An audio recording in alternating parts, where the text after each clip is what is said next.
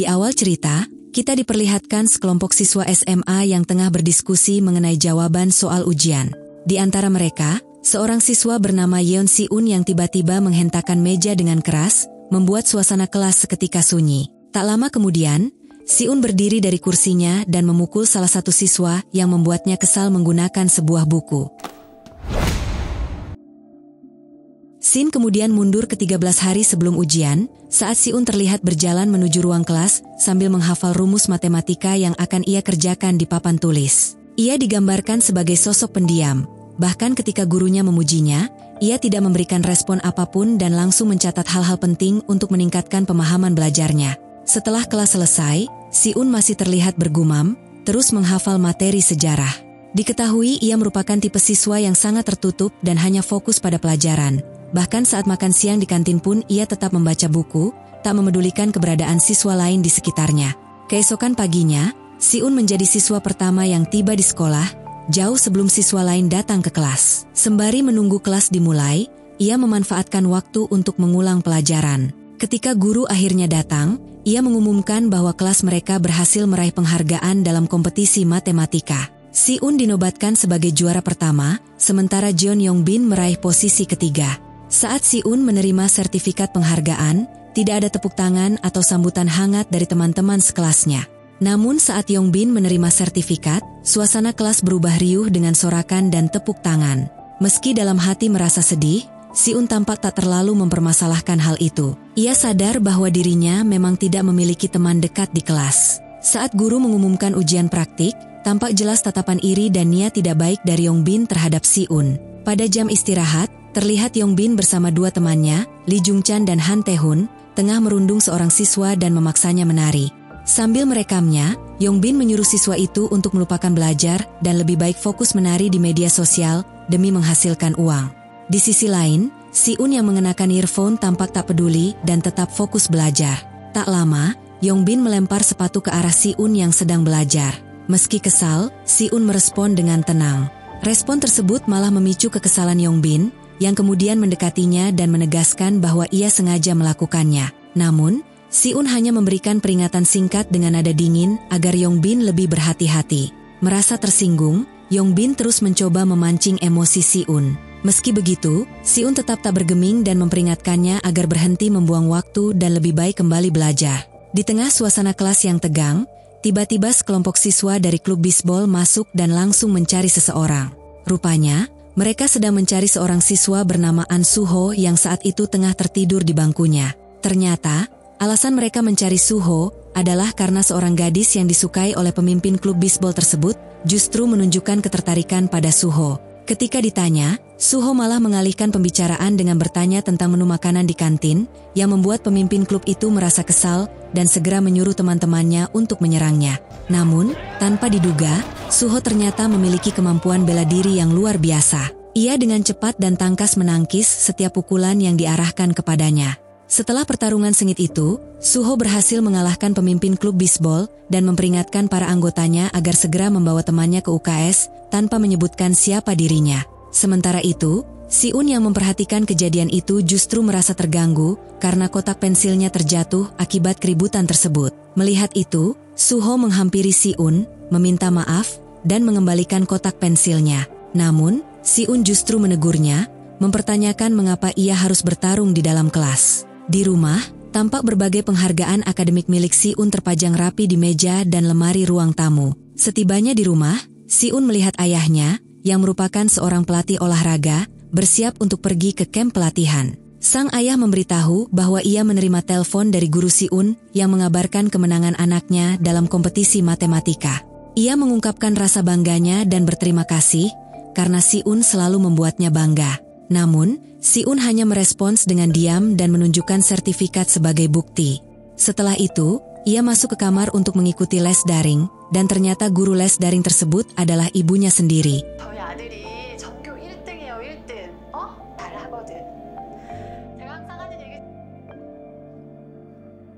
Keesokan paginya, Si-un kembali menjadi siswa pertama yang tiba di kelas, dan kali ini ia mendapati Suho sedang tertidur di atas mejanya.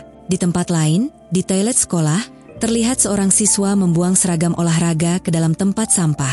Ketika menyadari bahwa seragam olahraganya telah hilang, Si-un langsung menatap Yongbin dan teman-temannya dengan sorot mata penuh kemarahan. Saat pelajaran olahraga dimulai, karena tidak mengenakan seragam, Si-un terpaksa menerima hukuman dari guru. Di sisi lain, Suho tampil luar biasa saat mengikuti lari, hingga mendapat pujian dari guru olahraga yang menyebutnya berbakat dan penuh semangat kompetitif.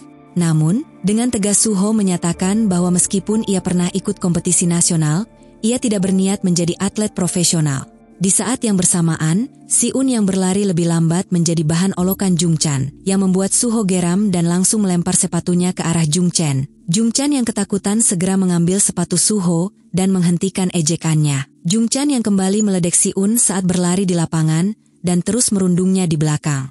Si-un yang mendengar hal itu langsung menemui Yongbin dan teman-temannya dengan tatapan penuh amarah.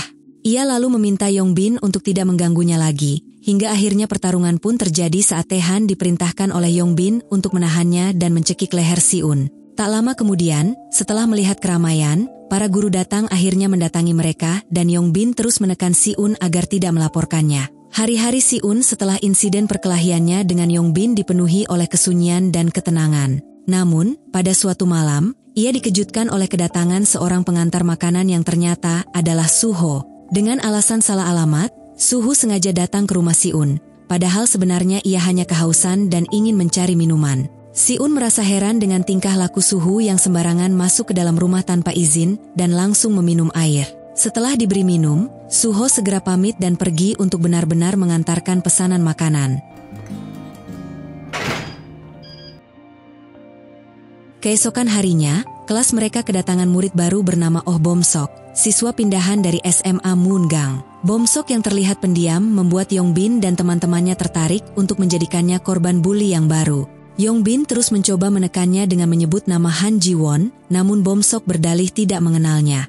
Tak lama, Si-un yang melihat Yongbin duduk di mejanya memintanya untuk minggir. Yongbin yang mendengar hal itu mengolok-ngoloknya hingga membuat Si-un mengambil sebuah pulpen, yang membuat Yongbin ketakutan.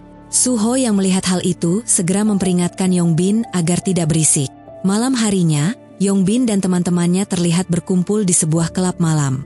Di tengah keramaian, pikiran Yongbin dipenuhi rencana jahat untuk menghancurkan Si-un. Tak lama kemudian, seorang pria berpenampilan mencolok bernama Jeon Seok-dae datang sambil membawa satu kantong plastik berisi obat-obatan terlarang. Berbeda dari teman-temannya yang larut dalam pesta, Yongbin justru menanyakan kepada Seok-dae tentang efek fentanyl jika digunakan lewat kulit. Seok-dae menjelaskan bahwa efeknya tidak terlalu berat dan biasanya hanya menyebabkan kantuk, tapi juga memperingatkan agar tidak menggunakannya secara berlebihan. Si-un yang sedang dalam perjalanan pulang tiba-tiba dihadang oleh beberapa anak buah Seok-dae yang memaksanya untuk mengambil obat-obatan. Namun, Si-un dengan sigap mengambil pulpennya dan memperingatkan mereka agar tidak mengganggunya. Seok-dae yang melihat hal itu segera menyuruh anak buahnya mundur, mengingatkan mereka bahwa mereka tidak tahu apakah lawan mereka bisa menyerang balik.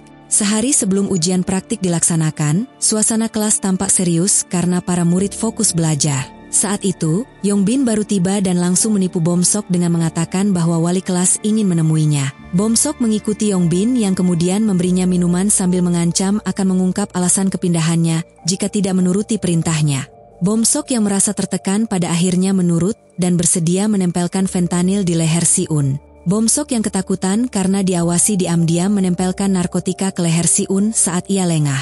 Si-un yang merasa kesal menoleh ke arah Bom-sok, tapi langsung ditegur oleh guru pengawas. Selama ujian berlangsung, Si-un tampak semakin mengantuk hingga sulit berkonsentrasi, lalu berlari ke toilet karena merasa mual. Sepulang dari toilet, Si-un merasa ada yang aneh di lehernya. Setelah memeriksanya, ia langsung menampar wajahnya sendiri, membuat murid dan guru ketakutan. Ya, 너 뭐해? Setelah ujian selesai, mereka bersama membahas hasil ujian. Melihat hasilnya yang keliru, Si-un menancapkan bolpennya ke meja dengan penuh emosi. Tak lama kemudian, ia berdiri, menghampiri Yongbin sambil membawa buku, lalu menyerangnya membabi buta hingga menyebabkan hidung Yongbin patah dan tak sadarkan diri. Melihat kejadian itu, Suho segera bergerak untuk menghentikan Si-un yang sudah melampaui batas. Namun, karena emosinya yang tak terkendali, Si-un justru semakin brutal dan menyerang Suho dengan kursi tanpa ragu. Suho yang merasa Si-un semakin tak terkendali lalu meninjunya, hingga tak lama setelah itu wali kelas datang dan melerai mereka berdua. Suho mengisyaratkan kepada Si-un agar meminta maaf karena telah membuat kerusuhan, namun hanya bisa terdiam saat menyadari bahwa Si-un benar-benar kehilangan kendali. Pada malam harinya, Si-un bersama wali kelas mendatangi rumah sakit untuk menjenguk Yongbin dan meminta maaf atas kerusuhan yang telah terjadi. Ibu Yongbin yang sudah emosi melihat Si-un langsung memintanya untuk mendatangkan ibunya dan menolak permintaan maaf tersebut. Si-un lalu menunjukkan bukti sambil menjelaskan mengapa ia memukul Yongbin hingga babak belur, karena narkotika yang ditempelkan di lehernya saat ujian simulasi. Yongbin yang melihat hal itu bersikeras bahwa itu bukan miliknya. Namun Si-un kemudian mengeluarkan seluruh isi tas milik Yongbin yang diantaranya terdapat sekotak fentanyl. Ibu Yongbin yang melihat hal itu merasa sangat terkejut dan tak percaya dengan perbuatan putranya. Tak lama kemudian, wali kelas Yongbin menegaskan bahwa sebaiknya Yongbin pindah sekolah agar tidak menimbulkan kerusuhan lebih lanjut. Namun ibu Yongbin meminta agar kasus tersebut ditutup dan membiarkan Si-un bebas. Yongbin yang melihat hal itu merasa semakin murka terhadap Si-un karena telah membongkar perbuatannya di hadapan ibunya. Sesampainya di rumah, ayah Si-un memperhatikan wajah putranya yang penuh luka dan merasa penasaran dengan apa yang sebenarnya terjadi di sekolah. Namun, Si-un tak ingin membuat sang ayah khawatir. Ia meyakinkan bahwa semuanya baik-baik saja. Tak lama kemudian, ia melanjutkan belajar di malam hari, meskipun pikirannya terus dihantui oleh perasaannya sendiri, menyadari betapa dirinya kehilangan kendali saat menghajar Yongbin. Pada keesokan harinya, Si-un datang ke sekolah dan masuk ke dalam kelas. Duduk di kursinya membuat teman-temannya ketakutan melihat dirinya. Tak lama kemudian, teman-teman Yongbin, Jungchan dan Tae-hun mendekati Si-un dan meminta agar ia menyelesaikan masalah yang menyebabkan temannya terluka parah. Si-un kemudian membawa mereka ke toilet, diikuti oleh teman-teman sekelas yang merasa penasaran dengan apa yang akan terjadi. Sesampainya di dalam toilet, Si-un menutup pintu dengan keras, membuat Jungchan dan Tae-hun terkejut dan ketakutan. Mereka semakin merasa terancam ketika Si-un mengeluarkan sebuah pena. Tae-hun yang masih merasa trauma dengan kejadian sebelumnya saat ia ditusuk pena, dan Jungchan yang merasakan hal serupa, semakin cemas melihat sikap Si-un yang terus-menerus mengintimidasi mereka dengan tindakan mengancam. Dengan nada tajam dan mengintimidasi, Si-un memperingatkan mereka untuk berhenti mengganggunya. Setelah itu, teman-teman sekelas yang masih penasaran mengikuti Si-un yang baru saja keluar dari toilet. Dengan tegas, ia mengatakan bahwa mereka tak saling mengenal cukup dekat untuk tahu apa yang sebenarnya terjadi di dalam toilet antara dirinya, Tae-hun, dan Jungchan. Setibanya di dalam kelas, Si-un yang terlihat seorang diri kemudian ditanyai oleh Suho mengenai kemana pergi siswa lainnya berada. Di sisi lain, terlihat Yongbin yang dijenguk oleh Seok-dae di rumah sakit. Ia langsung bertanya siapa pelaku yang membuat dirinya sampai masuk rumah sakit. Yongbin lalu mengatakan bahwa pelakunya adalah siswa dari dalam kelasnya, dan ia akan membayar berapapun yang Seok-dae inginkan untuk membalasnya. Si-un yang terlihat berada di dalam bus disapa oleh Suho, yang sedang mengendarai motor untuk mengantar pesanan makanan. Si-un kemudian meminta maaf kepada Suho dengan mentraktirnya. Suho yang bekerja paruh waktu sebagai pengantar makanan, berusaha keras menyelesaikan setiap pesanan. Pada subuh hari, ia sampai di sekolah, mandi di sana, dan tidur di dalam kelas sebelum jam pelajaran dimulai. Pada pagi harinya, Si-un yang sudah mengetahui kondisi Suho memutuskan untuk tidak menyalakan lampu dan hanya membuka jendela untuknya, agar ia bisa belajar sebelum pelajaran dimulai. Saat jam makan siang, Si-un membangunkan Suho untuk mengajaknya makan siang. Ia menepati janjinya semalam untuk mentraktir sebagai permintaan maaf. Suho yang menginginkan makanan mahal awalnya mengeluh karena Si-un hanya mentraktir di kantin sekolah. Namun akhirnya ia tetap makan setelah melihat ekspresi Si-un. Di tengah makan siang, Si-un merasa penasaran dengan kebiasaan Suho yang selalu tertidur di sekolah. Suho menjelaskan bahwa jika ia tidur di rumah, ia akan sulit bangun. Neneknya berpesan agar ia tetap menjaga kehadirannya di sekolah supaya bisa mendapatkan ijazah SMA, meskipun ia mungkin tidak akan melanjutkan kuliah. Suho lalu balik penasaran dan bertanya mengapa Si-un selalu memakai earphone. Si-un menjawab bahwa ia tidak suka berinteraksi dengan orang lain karena merasa itu hanya akan merepotkannya. Teman-teman sekelas mulai membicarakan soal Si-un yang tidak dipanggil ke komite sekolah, yang ternyata merupakan bentuk upaya untuk menutupi kasus Yongbin yang terbukti membawa narkoba ke sekolah. Mereka juga mulai membahas kedekatan antara Si-un dan Suho, yang dikenal sebagai ahli bela diri di kelas. Hal ini membuat Bom Sok mulai tertarik dan memperhatikan mereka berdua. Di sisi lain, seorang siswa SMA terlihat sedang bersembunyi di belakang sekolah sambil bermain judi online dan mengalami kekalahan dalam taruhan. Ia kemudian menghubungi Seok-dae untuk meminjam uang.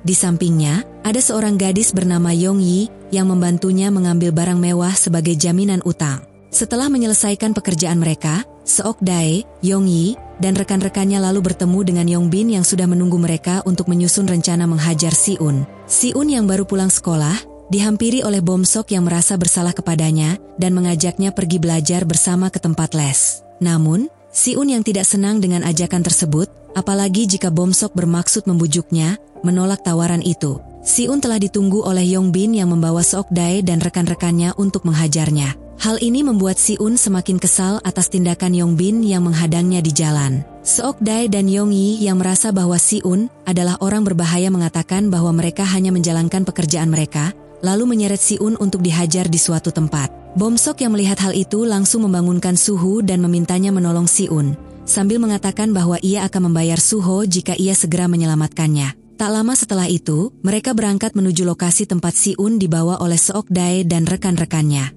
Yong Yi tampak mengejek Seok Dae karena menyerang anak sekolah, membuatnya heran dan tak habis pikir dengan pekerjaan yang dijalani oleh Seok Dae. Yong Bin yang diliputi kemarahan melihat Si-un, memerintahkan Seok Dae untuk menghancurkan tangan Si-un agar ia tak bisa belajar lagi. Si-un, yang bersiap mempertahankan diri, mulai melihat sekeliling dan bersiap melempar benda-benda yang ada sebagai bentuk perlindungan. Seok Dae, yang sempat terjatuh karena serangan Si-un, bangkit dan kembali menyerang dari belakang, lalu membanting Si-un ke tanah. Yong Bin yang sudah kehilangan kendali, menendang lalu menginjak tangan Si-un, membuatnya semakin terdesak dan kesakitan. Tak lama kemudian, Suho tiba dan langsung melayangkan tendangan kuat ke arah Yong Bin, hingga membuatnya ketakutan. Melihat reaksi itu, Seok Dae kembali menyerang Suho dan membantingnya ke tanah. Namun Suho, yang memiliki naluri bela diri tajam, berhasil menghindari pukulannya. Yong Bin, yang merasa Si-un mulai lemah, memerintahkan Jung Chan dan Tai Hun untuk menangkap dan menghajarnya hingga babak belur. Di tengah kekacauan, Suho melihat Yong Bin hendak memukul Si-un dengan botol kaca. Namun tepat sebelum itu terjadi, Bom Sok tiba-tiba muncul dan mendorong Yong Bin dengan helm, menghentikannya sebelum ia sempat melukai Si-un. Melihat itu, Suho memperingatkan mereka, terutama Yong Bin dan rekan-rekannya, bahwa kebiasaan mereka mengeroyok orang saat berkelahi adalah tindakan memalukan, dan sudah saatnya untuk berhenti. Merasa malu, Seok Dae menghentikan pertarungan, yang membuat Yong Bin semakin ketakutan. Si-un, yang melihat kondisi itu, meminta mereka untuk berhenti dan tidak melanjutkan kekerasan. Setelah pertengkaran reda, Suho mengajak Si-un pulang dan mengajaknya makan, menyarankan agar Si-un tidak usah ikut les malam itu, dan jangan bersikap dingin kepada orang yang sudah menyelamatkan hidupnya. Karena Suho datang terlambat ke tempat kerja akibat menyelamatkan Si-un, ia meminta bantuan Bom Sok dan Si-un untuk membereskan restoran. Setelah selesai membantu, Si-un yang merasa penasaran dengan kehidupan Suho, mulai kagum melihat kegigihannya bekerja keras sambil tetap hadir di sekolah. Saat makan malam, Bom Sok mengungkapkan penyesalannya karena sempat mengikuti Yong Bin, yang membuat Si-un terlibat masalah. Namun Si-un, yang sudah mengetahui semuanya, mengatakan bahwa ia tidak mempermasalahkan hal itu dan memaafkannya. Si-un yang selama ini tak pernah memiliki teman, merasa ada kehangatan saat ia akhirnya bisa merasakan kehadiran teman-teman yang tulus dalam hidupnya. Di tengah suasana hangat itu, ia menerima pesan dari ayahnya yang menegurnya karena tidak mengikuti les. Si-un yang kelelahan usai seharian beraktivitas, tertidur di meja belajarnya saat sedang mengikuti les daring. Di sisi lain, Seok Dae mendapat teguran keras dari pemimpin geng mereka Kim Gil-soo. Gil-soo yang marah besar karena Seok Dae gagal menyelesaikan tugas, merasa penasaran siapa yang bisa membuat Seok Dae menyerah dalam pertarungan. Dalam luapan amarahnya, Gil-soo menghajar Seok Dae tanpa ampun hingga tangannya patah, sebagai bentuk kompensasi atas kerugian yang ditimbulkan bagi kelompok mereka. Sementara itu, Si-un merasa kecewa dan ditipu oleh Suho dan Beom Sok. Mereka sebelumnya berjanji akan mengerjakan tugas kelompok, namun malah membawanya ke tempat biliar. Saat Si-un meluapkan kekesalannya, Suho hanya menanggapinya dengan santai, menyarankan agar Si-un tak terlalu keras pada diri sendiri di akhir pekan. Dengan nada sinis, Si-un menimpali bahwa Suho juga tak berniat melanjutkan kuliah. Tapi alih-alih memperdebatkan itu, Suho malah menarik Si-un untuk ikut bermain biliar. Begitu permainan dimulai, Si-un, dengan gaya tenangnya, menerapkan rumus-rumus fisika ke dalam strategi bermain. Hasilnya ia bisa menang dengan mudah. Tak terima kalah, Suho menantangnya kembali, bersikeras bahwa ia tak akan kalah 2 kali.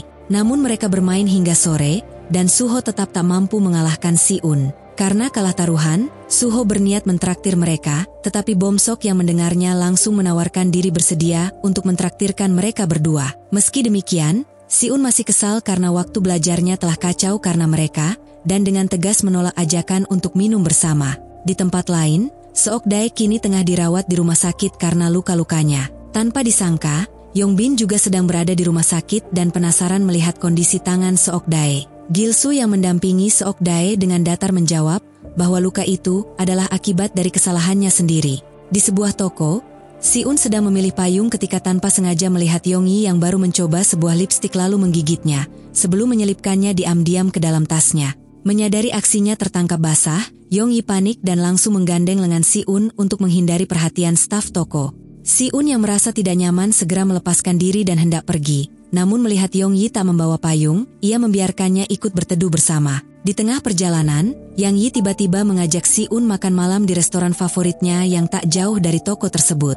Setibanya di restoran, Si-un mendengarkan ocehan Yang-yi tanpa henti, hingga akhirnya berkata bahwa sebaiknya ia pergi saja. Namun Yang-yi menahannya dengan wajah memohon, mengatakan bahwa ia tak sanggup makan sendirian. Karena tak enak hati, Si-un akhirnya memutuskan untuk menemaninya makan. Di tengah makan tanpa sepengetahuan Si-un, Yang-yi mengambil ponselnya dan menyimpan nomornya sendiri di dalam kontak Si-un. Ia merasa bahwa Si-un tak punya banyak teman, dan secara jujur mengakui bahwa tipe seperti Si-un adalah sosok yang ia sukai. Setibanya di markas geng milik Gil-soo, Seok-dae terlihat membawa sebuah kunci mobil hasil dari penagihan hutang yang berhasil ia selesaikan. Di dalam ruangan, Gil-soo sedang mengancam seorang siswa yang tak mampu membayar hutang judinya. Dengan nada dingin, ia terus menekannya agar segera melunasi. Namun Gil-soo, yang masih kesal terhadap si siswa penjudi, memerintahkan Seok-dae untuk menghajarnya hingga babak belur sebagai pelajaran.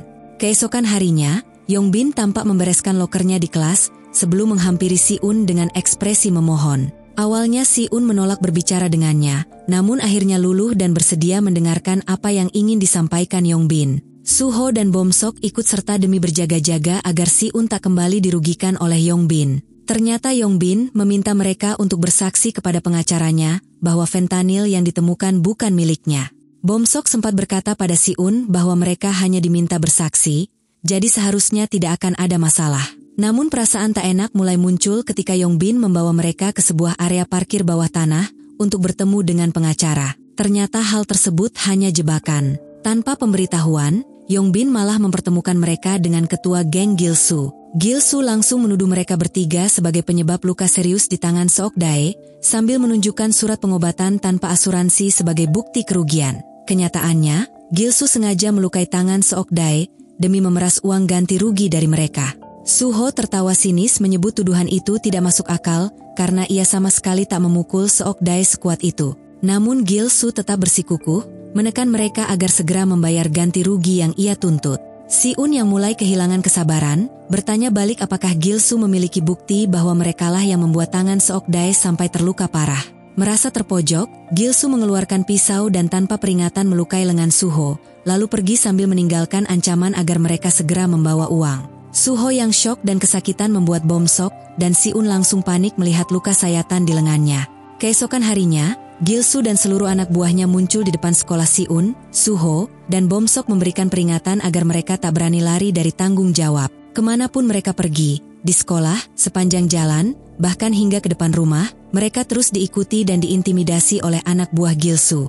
Tak tahan dengan tekanan dan penguntitan yang terus-menerus, Si-un akhirnya menghubungi Yong-yi, memintanya untuk bertemu dan membicarakan masalah yang mulai lepas kendali. Si-un dan Yang-yi diam-diam bertemu di sebuah restoran yang sengaja dipilih agar tak terendus oleh anak buah Gil-soo.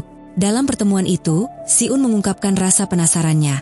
Siapa sebenarnya Gil-soo dan mengapa pria itu begitu terobsesi mengganggu hidupnya dan teman-temannya. Yong-yi menjelaskan bahwa Gil-soo bukan siapa-siapa selain seorang pria yang memberi mereka tempat tinggal dan pekerjaan. Tapi di balik itu, ia adalah sosok berbahaya yang akan melakukan apapun demi uang dan memiliki koneksi dengan sindikat gangster besar. Ia menyarankan Si-un untuk mempertimbangkan membayar uang yang diminta Gil-soo, setidaknya separuhnya, demi keselamatan mereka. Namun Si-un bertanya apa yang akan terjadi jika mereka tak mau membayar mengenai apa yang sebelumnya ia minta. Yong-yi mengatakan jika Gil-soo pasti akan menghancurkan hidup siapapun termasuk apa yang sedang ia rasakan sekarang ini. Di tempat lain, Bom Sok menyelinap masuk ke kamar orang tuanya saat malam. Ia mengambil sebuah jam tangan mewah yang merupakan warisan dari ayahnya. Keesokan paginya, Bom Sok mengajak Suho dan Si-un untuk menunjukkan sesuatu yang ia klaim bisa membebaskan mereka dari geng Gilsu. Saat melihat uang dalam jumlah besar, Si-nun dan Suho terkejut dan langsung bertanya dari mana Bom Sok mendapatkannya. Bom Sok sempat berbohong, mengatakan bahwa ia meminta uang itu langsung kepada orang tuanya.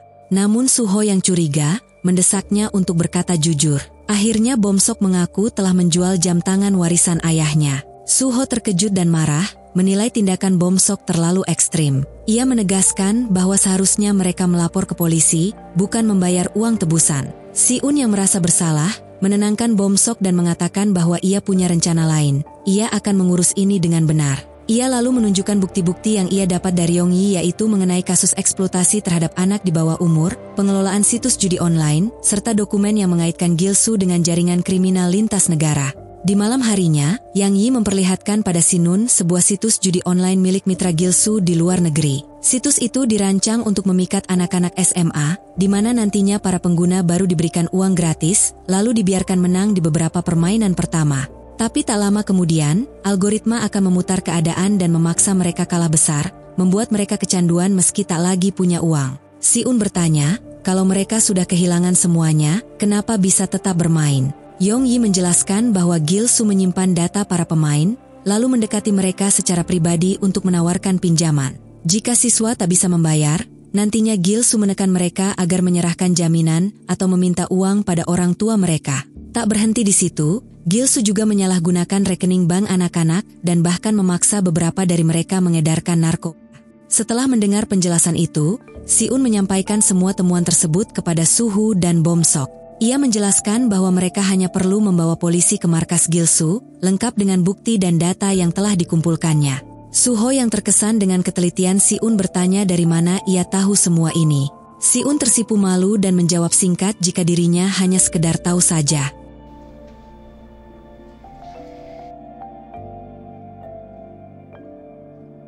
Keesokan harinya, ketika pulang sekolah, mereka bertiga sudah menduga bahwa geng Gilsu akan menunggu mereka di luar gerbang sekolah. Untuk melindungi teman-temannya, Suho menawarkan diri untuk pergi lebih dulu dan menyerahkan diri agar Si-un dan Bom Sok punya waktu memanggil polisi. Ia berjanji akan mengirimkan lokasi markas melalui ponselnya saat sudah berada di dalam. Si-un dan Bom Sok yang khawatir hanya bisa mengangguk pelan, mempercayakan segalanya pada Suho. Sesuai dugaan, Gilsu terkejut melihat Suho datang sendirian. Untuk mengulur waktu, Suho meminta bicara secara pribadi. Ia mengatakan bahwa dirinya adalah siswa paling berpengaruh di SMA Byeoksan dan bisa membantu Gilsu merekrut pemain baru untuk situs judi online-nya. Gilsu yang curiga bertanya dari mana Suho tahu soal bisnis judinya. Suho menyebut nama Seok Dae, mengklaim bahwa ia adalah sepupu dari teman sekelasnya dan telah membocorkan semuanya. Ia bahkan mengatakan bahwa menjadikan sekolah mereka sebagai lahan judi bukanlah hal yang sulit. Ucapan itu membuat Gilsu mulai tertarik. Ia mengajak Suho pergi ke markas untuk membahas kerja sama lebih lanjut. Yang Yi yang diam-diam menyaksikan dari kejauhan, menawarkan diri untuk menunggu Si-un dan Bom Sok demi memastikan segalanya berjalan sesuai rencana. Ketika melihat Si-un dan Bom Sok, ia segera menghampiri mereka dan menyampaikan kekhawatirannya karena Suho pergi sendirian. Menyadari situasi yang genting, Si-un meminta alamat markas Gilsu dari Yang Yi agar mereka bisa membawa polisi ke sana. Kegelisahan Bom Sok semakin memuncak karena khawatir terjadi sesuatu pada Suho, hingga akhirnya ia memutuskan pergi sendirian untuk menyusulnya. Di tengah perjalanan, Suho yang merasa sedikit cemas telah menyalakan fitur GPS pada jam tangannya agar keberadaannya bisa dilacak oleh Si-un dan Bom Sok. Tidak bisa menahan kepergian Bom Sok, Si-un pun segera mencari cara tercepat untuk membawa polisi ke markas tersebut. Sementara itu, Seok Dae merasa heran dengan keputusan Yongyi yang membantu Si-un dan teman-temannya untuk menangkap Gilsu. Yongyi menyatakan bahwa ia siap membantu menjebloskan Gilsu ke penjara. Ia juga menambahkan, jika tidak menghancurkan kelompok itu sekarang, maka mereka akan terus hidup dalam situasi seperti ini selamanya. Setibanya di markas, Suho dibawa masuk untuk membicarakan sesuatu. Diam-diam ia telah merekam kondisi markas dan mengirimkannya kepada Si-un. Mulai curiga terhadap Suho, Gilsu meminta ponselnya untuk mengecek sesuatu demi kelancaran bisnis mereka. Suho menolak memberikan ponselnya dengan alasan bahwa ia tak seharusnya memeriksa informasi pribadi rekan kerja. Gilsu kemudian memerintahkan anak buahnya untuk memukul Suho dengan besi. Saat Suho tergeletak, Gilsu memeriksa ponselnya dan menemukan bahwa lokasi markas telah dikirim ke Siun dan polisi. Bomsok yang tiba di depan markas langsung mengetuk pintu dan memberikan uang kepada Gilsu dengan harapan Suho bisa dibebaskan. Namun ketika polisi dan Siun tiba di lokasi, markas tersebut sudah kosong. Polisi pun meminta Siun untuk menghubungi mereka lagi jika mengetahui keberadaan kelompok Gilsu. Setelah polisi pergi, Siun memeriksa markas yang ditinggalkan dan menemukan bercak darah di lantai yang ia curigai milik Suho. Tak lama kemudian, ia mencoba menghubungi Suho sambil menyisir ruang brankas milik Gilsu dan menemukan buku catatan transaksi yang tampaknya telah dikosongkan. Bomsok akhirnya ikut terseret oleh Gilsu setelah keberadaan markas mereka diketahui oleh polisi. Setelah berhasil melarikan diri, Gilsu yang diliputi amarah menyuruh Seokdae untuk membawa Yongyi menemuinya di suatu tempat. Ia bahkan mengancam akan menjual Seungchan jika Seokdae menolak. Tanpa pikir panjang, Seokdae meminta Yang Yi dan rekan-rekannya menginap di sebuah penginapan untuk sementara waktu dan berjanji akan menemui Gilsu sendiri. Tak lama kemudian, Siun menelepon Yang Yi dan memberitahu bahwa markas telah dikosongkan. Yang Yi lalu meminta Siun untuk mengunduh aplikasi peta agar bisa melacak kemana ia akan pergi mengikuti Seokdae. Yang Yi pun segera menyusul Seokdae dan memohon agar diizinkan ikut bertemu Gilsu. Mereka tiba di sebuah taman bermain yang sudah lama terbengkalai, tempat Gilsu dan anak buahnya bersembunyi dari kejaran polisi. Di sana, Bomsok dan Suho duduk terikat. Meski ketakutan, mereka mencoba bercanda untuk mengurangi ketegangan. Namun karena terlalu berisik, salah satu anak buah Gilsu menendang Suho. Saat Yang Yi diam-diam mengirimkan lokasi kepada Siun, Seokdae memperingatkannya agar tidak bertindak ceroboh. Ia juga meminta maaf karena telah menyeret Yang Yi ke dalam masalah ini. Tak lama kemudian, Siun tiba di taman tersebut dan melihat kendaraan milik Gilsu yang terparkir di dekatnya. Gilsu yang sangat marah melihat kedatangan Seokdae dan Yang Yi, menuduh mereka tidak tahu berterima kasih atas tempat tinggal dan pekerjaan yang telah ia berikan. Seokdae membalas bahwa jika memang itu masalahnya, maka lebih baik Gilsu langsung membunuhnya daripada melukai anak-anak buahnya. Gilsu pun memukuli Seokdae dengan brutal hingga membuatnya tak berdaya. Saat Yang Yi mencoba menghentikan tindakan keji itu, Gilsu memerintahkan anak buahnya untuk menyingkirkan Yang Yi. Di saat yang sama, Siun terus berusaha menemukan lokasi Suho dan Bomsok dengan mengikuti petunjuk dari aplikasi peta. Ketegangan memuncak ketika Gilsu mulai mengancam dengan pisau, berencana memilih salah satu dari mereka untuk ditusuk. Ia memilih Suho, yang berusaha tetap tenang dan mengajaknya berbicara baik-baik. Melihat situasi itu, Seokdae melompat dan mendorong Gilsu ke pagar memojokkannya. Ia menantang Gilsu untuk bertarung secara adil, yang membuat Gilsu terkejut. Pertarungan pun berlangsung sengit, hingga akhirnya Gilsu berhasil menusuk kaki Seokdae, yang membuatnya langsung terkapar. Tak tahan melihat itu, Yang Yi memukul kepala Gilsu hingga ia tersungkur, lalu merebut pisaunya untuk mengancam anak buah lainnya agar tidak mendekat. Gilsu yang kesakitan karena luka di kepalanya, malah semakin beringas dan berusaha mencekik Yang Yi. Namun sebelum keadaan semakin buruk, suara sirene kembali terdengar menandakan kedatangan polisi. Siun akhirnya tiba di tempat persembunyian tersebut, membuat Gilsu tercengang atas keberaniannya datang langsung ke sarang mereka. Siun mengungkapkan bahwa semua kejahatan mereka akan segera berakhir, karena polisi sedang memeriksa mobil-mobil yang terparkir di luar.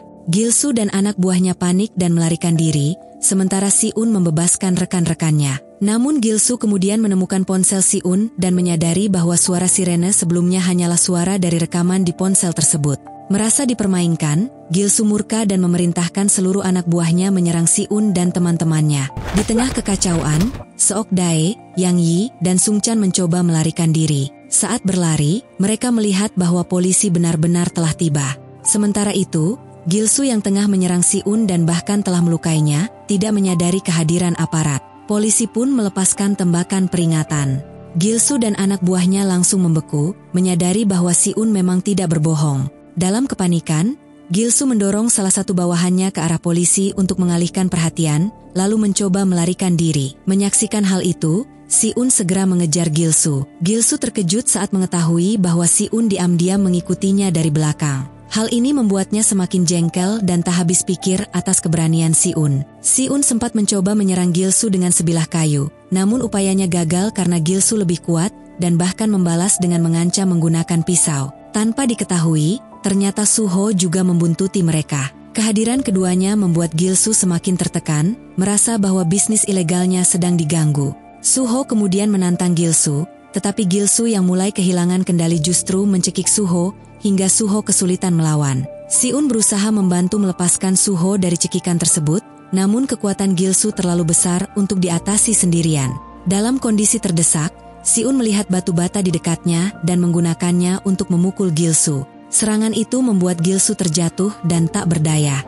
Setelah semuanya mereda, Suho menyebut Si-un aneh karena berani menghadapi Gilsu sendirian tanpa memikirkan risikonya. Dalam pelarian, Seok-dae yang merasa terdesak meminta Yang Yi dan Sung Chan untuk segera pergi dan meninggalkannya. Namun Yong Yi menolak dan bersikeras agar Seok-dae ikut melarikan diri bersama mereka. Mendengar hal itu, Seok-dae membentak Yong Yi agar segera kabur, sambil menegaskan bahwa baik Yong Yi maupun Sung Chan tidak terlibat dalam kejahatan tersebut. Ketika akhirnya polisi berhasil menemukan keberadaan Seok-dae, ia memilih menyerahkan diri tanpa perlawanan. Pada malam harinya, seluruh anggota geng Gilsu berhasil ditangkap oleh pihak kepolisian. Gilsu yang berada dalam mobil tahanan bersama Seok-dae sempat terus mengganggunya, hingga membuat Seok-dae kesal dan menyundul kepala Gilsu agar berhenti bicara. Suho yang mengalami luka cukup parah, mengungkapkan pada Si-un bahwa ia merasa sangat lapar setelah melewati hari yang penuh pertarungan. Bom Sok, yang dalam kondisi baik, menghampiri Si-un dan Suho yang sedang berada di dalam ambulans. Ia menjelaskan bahwa saat mereka mengejar Gilsu, ia sibuk mencari ponsel milik Si-un. Di tengah percakapan, seorang detektif mendatangi mereka dan meminta Si-un serta Beom Seok untuk memberikan kesaksian.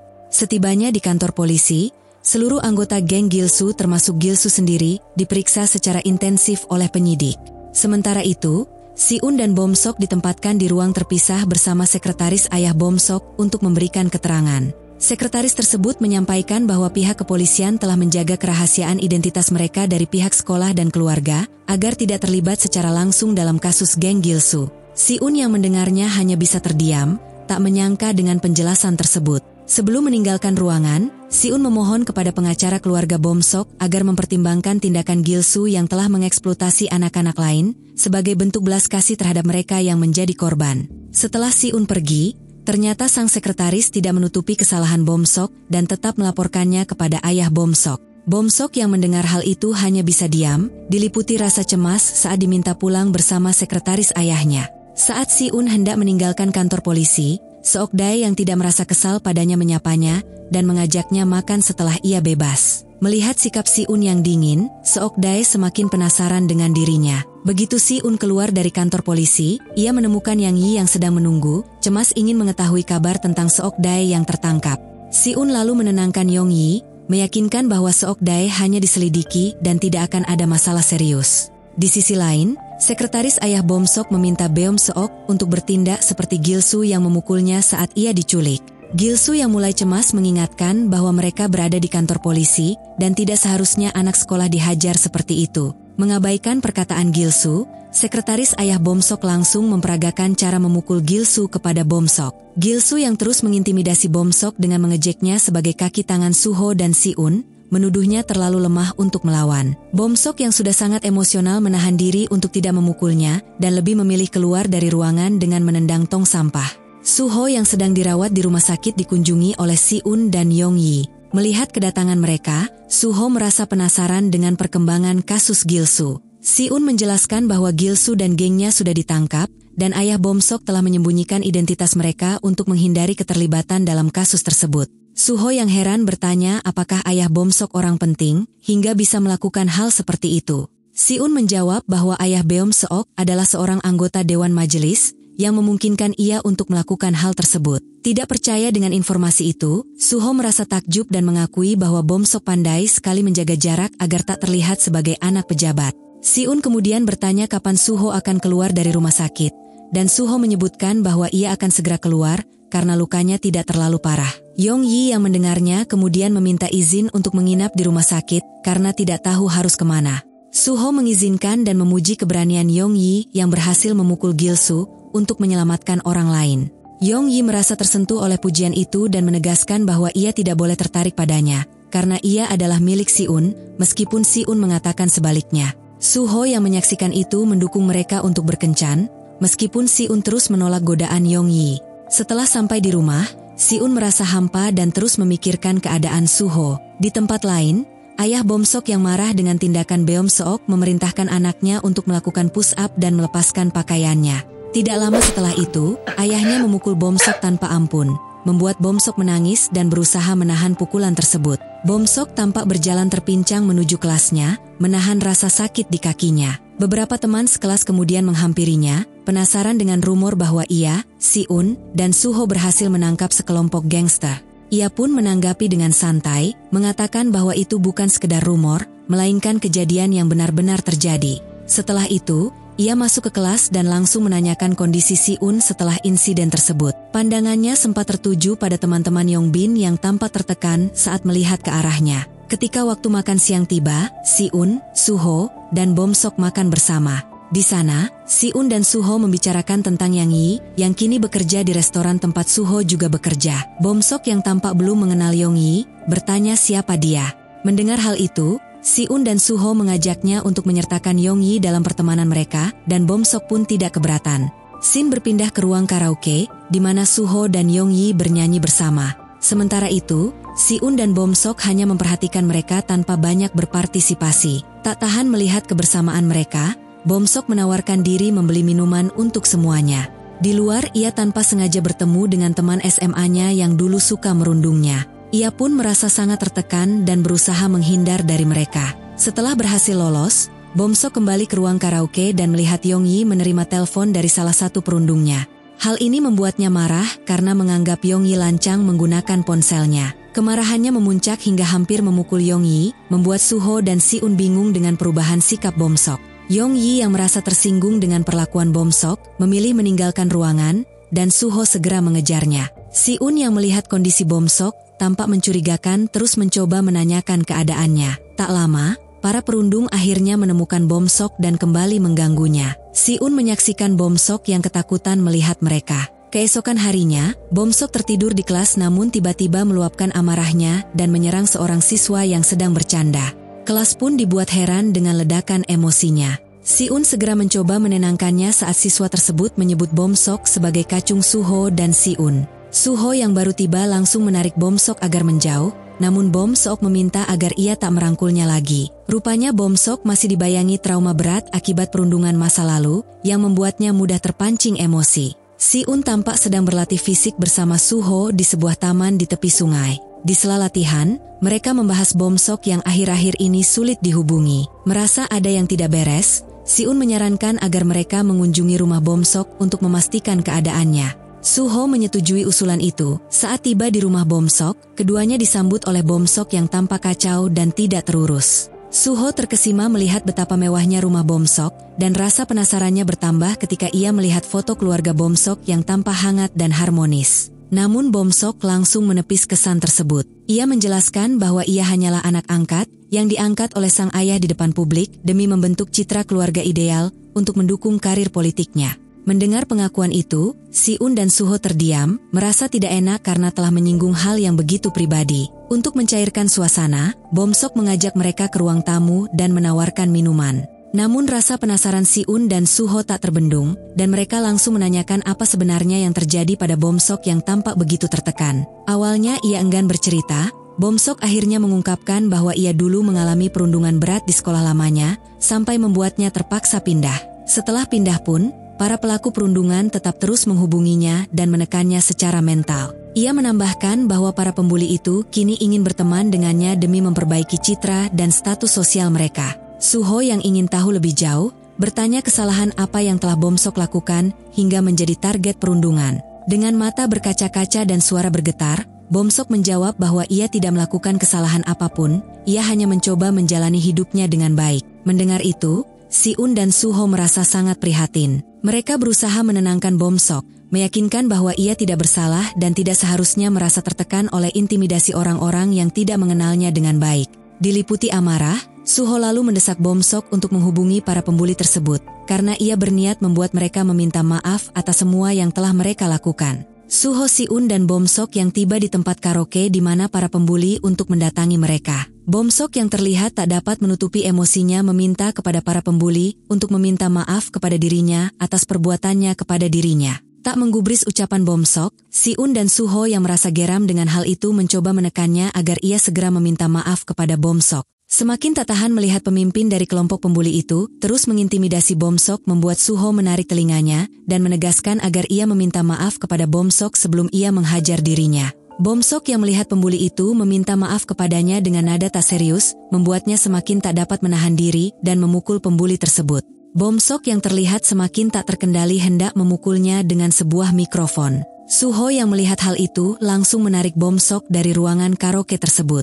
Si-un yang melihat hal itu menegaskan pada para pembuli itu untuk tidak menghubungi Bomsok lagi. Di koridor ruang karaoke Bomsok yang terlihat kesal dengan Suho yang merangkul menegaskan jika ia tak perlu merangkulnya lagi dan memerintahnya seperti bawahan Suho. Suho yang merasa kesal dengan sikap tak terkendali dari Bomsok yang terus merasa tak puas dengan tindakan Suho yang melarangnya untuk memukul pembuli tersebut. Tak terima dengan hal itu, ia juga menghina Suho yang mengharapkan terima kasih atas tindakannya yang membelanya hingga menyebutkan Suho yang mengharapkan uang bayaran setelah membelanya. Si-un yang melihat pertengkaran mereka meminta Suho untuk melepaskan Bomsok agar ia dapat menenangkan dirinya. Si-un melihat Bomsok pergi meninggalkan tempat karaoke menyusulnya dan menanyakan keadaan Bomsok yang terlihat semakin tak baik. Bomsok yang mendengar hal itu menegaskan jika baik-baik saja dan ia akan pulang untuk menenangkan dirinya. Bomsok yang tak lama setelah itu mendapatkan panggilan dari para pembuli berusaha kabur untuk menghindari mereka. Tanpa sengaja Jungchan dan Taihun yang melihat Bomsok yang terlihat dikejar oleh siswa SMA lain yang hendak membulinya membuatnya mengambil tindakan untuk membawa para pembuli itu ke sebuah tempat. Di area parkir bawah tanah, Jungchan dan kelompoknya, yang ternyata merupakan pelaku perundungan terhadap siswa SMA, memaksa para korban untuk menyerahkan uang kepada mereka. Saat salah satu dari mereka, yang merupakan pemimpin kelompok pembuli, menatap Bomsok dengan sinis, Bomsok kehilangan kendali. Amarahnya meledak dan ia menendang pelaku tersebut dengan penuh emosi, sambil mengingat kembali semua perlakuan menyakitkan yang pernah ia alami. Jungchan dan komplotannya mendukung aksi itu tanpa ragu. Setelah kejadian tersebut, Bomsok yang masih dipenuhi kemarahan dan kehilangan kendali diajak oleh Jungchan ke sebuah bar. Merasa tidak lagi diperhatikan oleh Suho, Bomsok dengan mudah terpengaruh oleh hal-hal yang memberinya kesenangan sesaat. Ia mulai menghamburkan uang untuk orang-orang yang sebenarnya hanya memanfaatkannya. Dalam keadaan mabuk dan semakin kehilangan arah, Bomsok mendekati sekelompok perempuan di bar dan mengajak mereka bersenang-senang bersama. Sikap impulsif Bomsok membuat Jungchan dan kawan-kawannya terkejut, namun juga semakin senang melihatnya menjadi sosok yang jauh dari dirinya yang dulu. Keesokan harinya, saat guru tengah menjelaskan materi pelajaran, Bomsok datang terlambat dengan penampilan yang tampak sedikit berbeda dari biasanya. Si-un yang menyadari perubahan itu mencoba menanyakan keadaannya. Namun Bomsok mengabaikannya begitu saja dan justru menghampiri Jungchan. Sambil mengobrol, Bomsok membahas kejadian malam sebelumnya dan mengatakan bahwa ia tidak mengingat dengan jelas semua yang terjadi. Ia juga menambahkan bahwa ia telah membayar semua minuman yang mereka konsumsi di bar. Percakapan itu didengar oleh Si-un yang hanya bisa menghela napas panjang, tak percaya dengan apa yang ia lihat dan dengar. Tak lama kemudian, Si-un dan Suho masuk ke ruang laboratorium untuk mengerjakan tugas kelompok. Begitu tiba, Suho menyampaikan kekhawatirannya karena belum melihat Bomsok di sekolah. Namun, Si-un mengisyaratkan bahwa Bomsok sebenarnya sudah datang. Tidak lama kemudian, Bomsok muncul, terlihat akrab dengan Jungchan dan Taihun. Mereka tanpa sungkan membahas kejadian di bar, sesuatu yang seharusnya tidak diumbar di lingkungan sekolah. Merasa terganggu, Si-un menghampiri meja mereka dan mengajak Bomsok berbicara secara pribadi. Di luar ruang laboratorium, Si-un menanyakan alasan mengapa Bomsok tidak menjawab telepon darinya. Namun Bomsok mengelak, mengaku tidak tahu bahwa Si-un pernah mencoba menghubunginya. Dengan nada kecewa, Si-un mempertanyakan kedekatannya yang tiba-tiba dengan Jungchan, seseorang yang dulu sempat merundungnya. Bomsok menanggapi dengan dingin, mengatakan bahwa ia berhak berteman dengan siapa saja. Si-un lalu menyarankan agar mereka bertiga, ia, Suho, dan Bomsok, berbicara baik-baik untuk menyelesaikan masalah yang ada. Namun Bomsok menolaknya, menyatakan bahwa tidak ada yang perlu dibahas karena sejak awal ia merasa Suho tidak pernah menganggapnya teman, melainkan hanya sekedar bawahan yang selalu mengikuti perintah. Tanpa disadarinya, Suho berdiri di belakang mereka dan mendengar semua perkataan Bomsok. Ia tampak terpukul karena merasa tuduhan itu sama sekali tidak mencerminkan niat maupun tindakannya selama ini.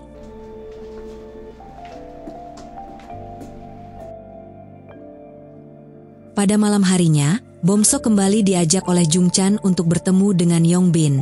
Di bar, Yongbin memperkenalkan seorang petarung bernama Kang Wuyong, teman lamanya yang sedang bersiap bergabung dengan UFC di masa mendatang.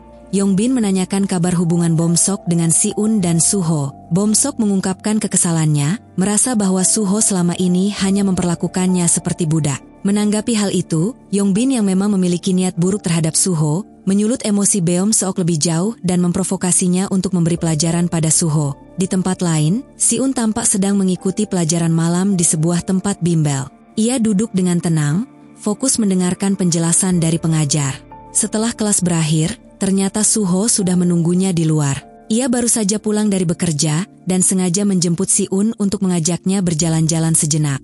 Sesampainya di area apartemen, Suho memberikan sebuah paket makanan kepada Si-un, memintanya untuk mengantarkan pesanan itu ke pelanggan. Ini bukan sekedar tugas melainkan bentuk latihan fisik yang ringan katanya. Usai mengantarkan makanan, mereka duduk beristirahat bersama, berbincang santai mengenai pekerjaan Yongyi di restoran. Suho memuji semangat kerja Yongyi yang dinilainya cekatan dan cepat menyesuaikan diri dengan lingkungan barunya. Di tengah percakapan itu, Si-un tiba-tiba mengungkapkan kekhawatirannya mengenai Bomsok. Ia mengatakan bahwa Bomsok kini sering terlihat bersama Jungchan dan Taihun, dan menurutnya, mereka hanya memanfaatkan Bomsok. Ia juga menambahkan bahwa setiap kali Bomsok datang ke sekolah, ada aroma alkohol yang menyengat darinya. Mendengar penuturan itu, Suho hanya menjawab dengan tenang bahwa mungkin semua itu memang pilihan yang diambil Bomsok sendiri. Keesokan harinya, Jungchan dan komplotannya, termasuk Bomsok terlihat sedang merokok diam-diam di toilet sekolah sambil membicarakan soal berkencan. Saat masuk ke kelas, Bomsok tidak duduk di tempat biasanya. Ia memilih bergabung dan duduk di barisan belakang bersama Jungchan dan Taihun. Si-un yang semakin resah dengan perubahan sikap Bomsok, memberanikan diri untuk mendatangi mereka. Ia memperingatkan Jungchan dan Taihun agar tidak memanfaatkan Bomsok demi kepentingan pribadi. Namun Jungchan dengan tenang membalas bahwa semua itu adalah pilihan Bomsok sendiri dan tidak ada yang memaksa. Di kantin sekolah, Suho mencoba menenangkan Si-un, menyarankan agar ia tidak terlalu mengkhawatirkan Bomsok lagi. Namun suasana menjadi memanas ketika Jungchan dan kawan-kawannya datang bersama Bomsok dan memotong antrean tanpa rasa bersalah. Melihat itu, Suho kehilangan kesabaran. Ia mendorong salah satu dari mereka hingga jatuh, kemudian menegaskan bahwa semua orang harus menghormati antrean. Namun Bomsok tidak mengindahkan peringatan itu, membuat Suho semakin marah hingga akhirnya mendorongnya hingga tubuhnya membentur meja. Merasa dipermalukan, Bomsok segera meninggalkan kantin bersama Jungchan dan kelompoknya. Ia meluapkan amarahnya, mengatakan bahwa ia ingin Suho disingkirkan dan siap membayar siapapun yang mampu melakukannya. Jungchan yang tampak puas melihat kemarahan Bomsok, menyebutkan nama Wuyong. Ia menunjukkan video pertarungan brutal Wuyong, dan menyebut bahwa pria itu cukup tangguh untuk menghadapi Suho. Tanpa pikir panjang, Bomsok langsung menemui Wuyong dan menawarkan uang sebagai imbalan jika ia berhasil menghabisi Suho pada hari ulang tahunnya. Wuyong menyambut tawaran itu dengan dingin dan menyatakan akan menyiarkan pertarungan itu tanpa penyuntingan sedikit pun. Taihun yang berada di sana sempat mengingatkan bahwa Suho pernah mengalahkan Wuyong dalam sebuah pertandingan di masa lalu. Namun Jungchan menganggap hal itu tak lagi relevan. Baginya, masa lalu sudah lewat dan saat itu Wuyong belum sepenuhnya berkembang sebagai petarung. Pada malam harinya terlihat Suho tampak sedang mengantarkan pesanan makanan. Tak lama kemudian, Bomsok, Yongbin, Jungchan, dan Taihun muncul dan diam-diam memotong kabel rem motor Suho dengan maksud mencelakainya. Benar saja, ketika Suho tengah berkendara, rem motornya tidak berfungsi dan ia mengalami kecelakaan di perempatan lampu merah.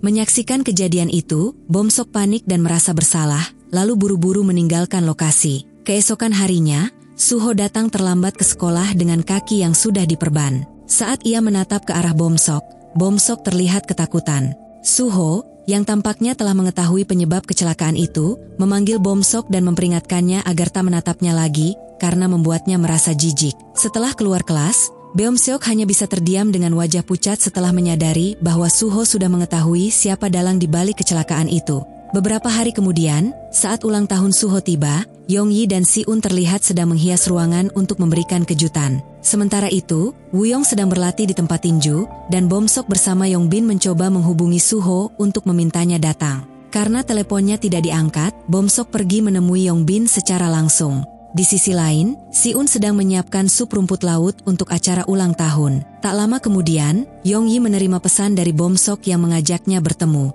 Si-un menanggapi dengan curiga dan mengingatkan bahwa mereka telah memutuskan hubungan pertemanan dengan Bom-sok. Ia pun mempertanyakan mengapa Yong-yi masih ingin menemuinya. Meski begitu, Bom-sok terus membujuk Yang Yi untuk datang diam-diam, dengan dalih ingin memberikan hadiah ulang tahun untuk Suho. Yong-yi pun akhirnya pergi menemui Bom-sok di sebuah kafe. Saat tiba, Yong-yi meminta maaf atas insiden di karaoke dan mengajaknya untuk merayakan ulang tahun bersama. Namun, Bom-sok yang menyimpan niat buruk menanggapinya dingin dan mengatakan bahwa hubungan mereka tak cukup dekat untuk saling peduli. Yong-yi terkejut saat menyadari bahwa Bom-sok datang bersama Yong-bin dan teman-temannya yang tampaknya berniat jahat padanya. Sementara itu, Si-un dan Suho tengah bermain game, tak menyadari bahaya yang mengancam Yong-yi. Ketika Si-un mencoba menghubungi Yang Yi, ponselnya tak bisa dihubungi. Ia lalu melihat ponsel Suho yang terus berdering dan membaca pesan bahwa Yong-yi telah disekap.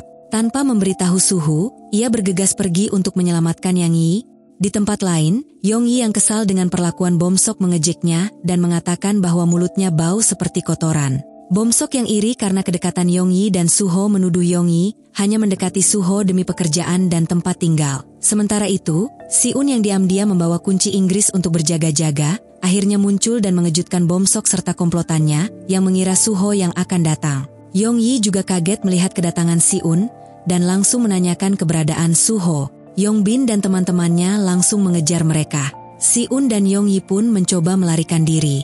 Dalam pelarian itu, Si-un nyaris dipukuli habis-habisan. Mereka terpisah dan akhirnya Si-un kembali bertemu Yong-bin yang langsung menyerangnya. Tak lama, Woo-yong datang dan menanyakan di mana Suho berada. Namun Si-un menolak memberitahu dan malah menyerangnya dengan balok besi. Sayangnya, Woo-yong yang terlatih berhasil menghindar dan menghajar Si-eun hingga terpojok. Yong-bin yang melihat kesempatan hendak memukul Si-un, tetapi Bom-sok melarangnya dan meminta agar ia dibiarkan pergi, karena yang ingin ia temui hanyalah Suho. Meski begitu, Yong-bin yang punya dendam pribadi pada Si-un tidak menggubrisnya. Bom-sok menegaskan bahwa ia tak punya urusan pribadi dengan Si-un dan memerintahkan agar ia tidak disakiti. Namun, intimidasi Yong-bin membuat Bom-sok terdiam dan meninggalkan tempat itu dalam rasa bersalah.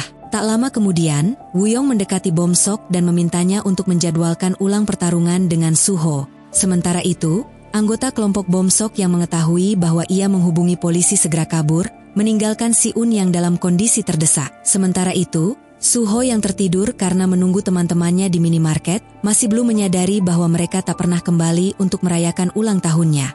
Si-un hanya bisa terbaring lemah di lantai bangunan tempat ia dianiaya. Scene kemudian berpindah di mana kita kemudian diperlihatkan dengan Si-un yang sedang berada di dalam ambulans sambil menahan rasa sakit.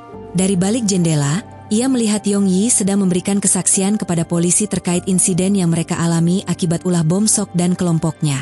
Tak ingin Bom-sok diseret ke ranah hukum, Si-un memanggil Yong-yi dan memintanya untuk menghentikan kesaksiannya. Ia bersikeras mengatakan bahwa dirinya berada di gedung itu seorang diri. Polisi mencoba menenangkannya dan meminta agar ia jujur. Namun Si-un tetap teguh pada pernyataannya. Yong-yi tertegun, tak habis pikir dengan keputusan Si-un yang memilih menutupi kebenaran, baik kepada pihak berwajib maupun kepada Suho. Sementara itu, Suho terus memanggil nama Si-un, merasa ada yang tidak beres. Ketika ia mengecek ponselnya, ternyata sudah mati. Di sisi lain, Bom-sok yang berusaha menghindari polisi, menerima panggilan dari Si-un. Dalam tangisnya, Si-un memohon agar ia menghentikan semua ini dan tidak menyakiti Suho. Mendengar suara Si-un yang putus asa, Bom-sok hanya bisa diam, diliputi rasa bersalah yang mendalam. Si-un terbaring di rumah sakit. Ayahnya bertanya dengan nada cemas mengenai apa yang sebenarnya terjadi. Namun Si-un hanya menjawab bahwa ia terjatuh dari tangga, tak ingin membuat keluarganya khawatir. Sang ayah yang tak percaya, terus mendesak, namun tak juga mendapatkan penjelasan. Ia akhirnya memutuskan untuk memindahkan Si-un dari sekolah, menekankan bahwa ia sudah membesarkannya dengan susah payah dan berharap anaknya mendengarkan nasihatnya. Namun Si-un dengan tegas menolak. Ia tak ingin pindah dari sekolah itu. Di sisi lain Bom-sok ditemukan bersembunyi di dalam lemari oleh asisten ayahnya. Ia tampak ketakutan dan sangat tertekan. Sang asisten lalu menghubungi sekretaris ayah Bom-sok, memberitahukan bahwa Bom-sok ada di rumah dan menyarankan agar segera memindahkannya ke luar negeri. Mendengar hal itu, Bom-sok bertanya bagaimana mereka bisa tahu tentang semua yang ia lakukan. Asisten ayahnya menjelaskan bahwa Si-un telah menelepon polisi, tapi meminta agar kasus itu tidak dipermasalahkan karena mereka berteman. Kembali ke Suho yang tertidur di kelas. Ia dibangunkan oleh temannya karena tak mengikuti pelajaran. Setelah terjaga, pandangannya langsung tertuju pada bangku kosong milik Si-un dan Bom-sok. Sementara itu, Si-un yang tengah dirawat di rumah sakit tetap berusaha belajar dan mengulang pelajarannya. Ia menerima panggilan dari Suho, tapi memilih untuk tidak menjawab agar keberadaannya di rumah sakit tidak diketahui. Si-un lalu mengirim pesan pada Suho, mengatakan bahwa ia tak bisa datang ke sekolah karena sedang ada urusan keluarga. Pesan itu membuat Suho semakin curiga. Ia mencoba menghubungi Yung-yi, namun tidak mendapatkan respon. Ketika akhirnya bertemu dengannya di tempat kerja, Yung-yi terus mengelap peralatan makan sambil menghindari percakapan. Suho yang mulai tak sabar, langsung menanyakannya namun tetap tidak mendapat jawaban. Malam harinya, Suho memutuskan untuk datang langsung ke rumah Si-un. Namun ia tak menemukan siapapun di sana. Keesokan paginya, Jung-chan dan Tae-hun tampak bercanda di sekolah sebelum didatangi oleh Suho, yang penasaran dengan ketidakhadiran Bom-sok. Jung-chan tampak gugup dan enggan memberi penjelasan. Suho kemudian memancingnya dengan menyinggung soal biaya perbaikan motor yang dirusak oleh Bom-sok. Terpancing oleh ucapan itu, Jung-chan akhirnya keceplosan, membuat Suho mengetahui informasi penting terkait keberadaan Bom-sok. Jung-chan terus mencoba menghubungi Bom-sok tanpa hasil. Merasa tertekan karena rencana mereka agar Suho bertarung dengan Woo-young belum berjalan. Salah satu teman mereka mulai khawatir terhadap kondisi Si-un yang belum juga masuk sekolah, mengira mungkin ia meninggal akibat kekerasan dari Yong-bin. Jung-chan segera menyangkal dan mengatakan bahwa jika Si-un meninggal, mereka pasti akan hadir di pemakamannya. Saat sedang menelpon, Suho tak sengaja mendengar pembicaraan mereka.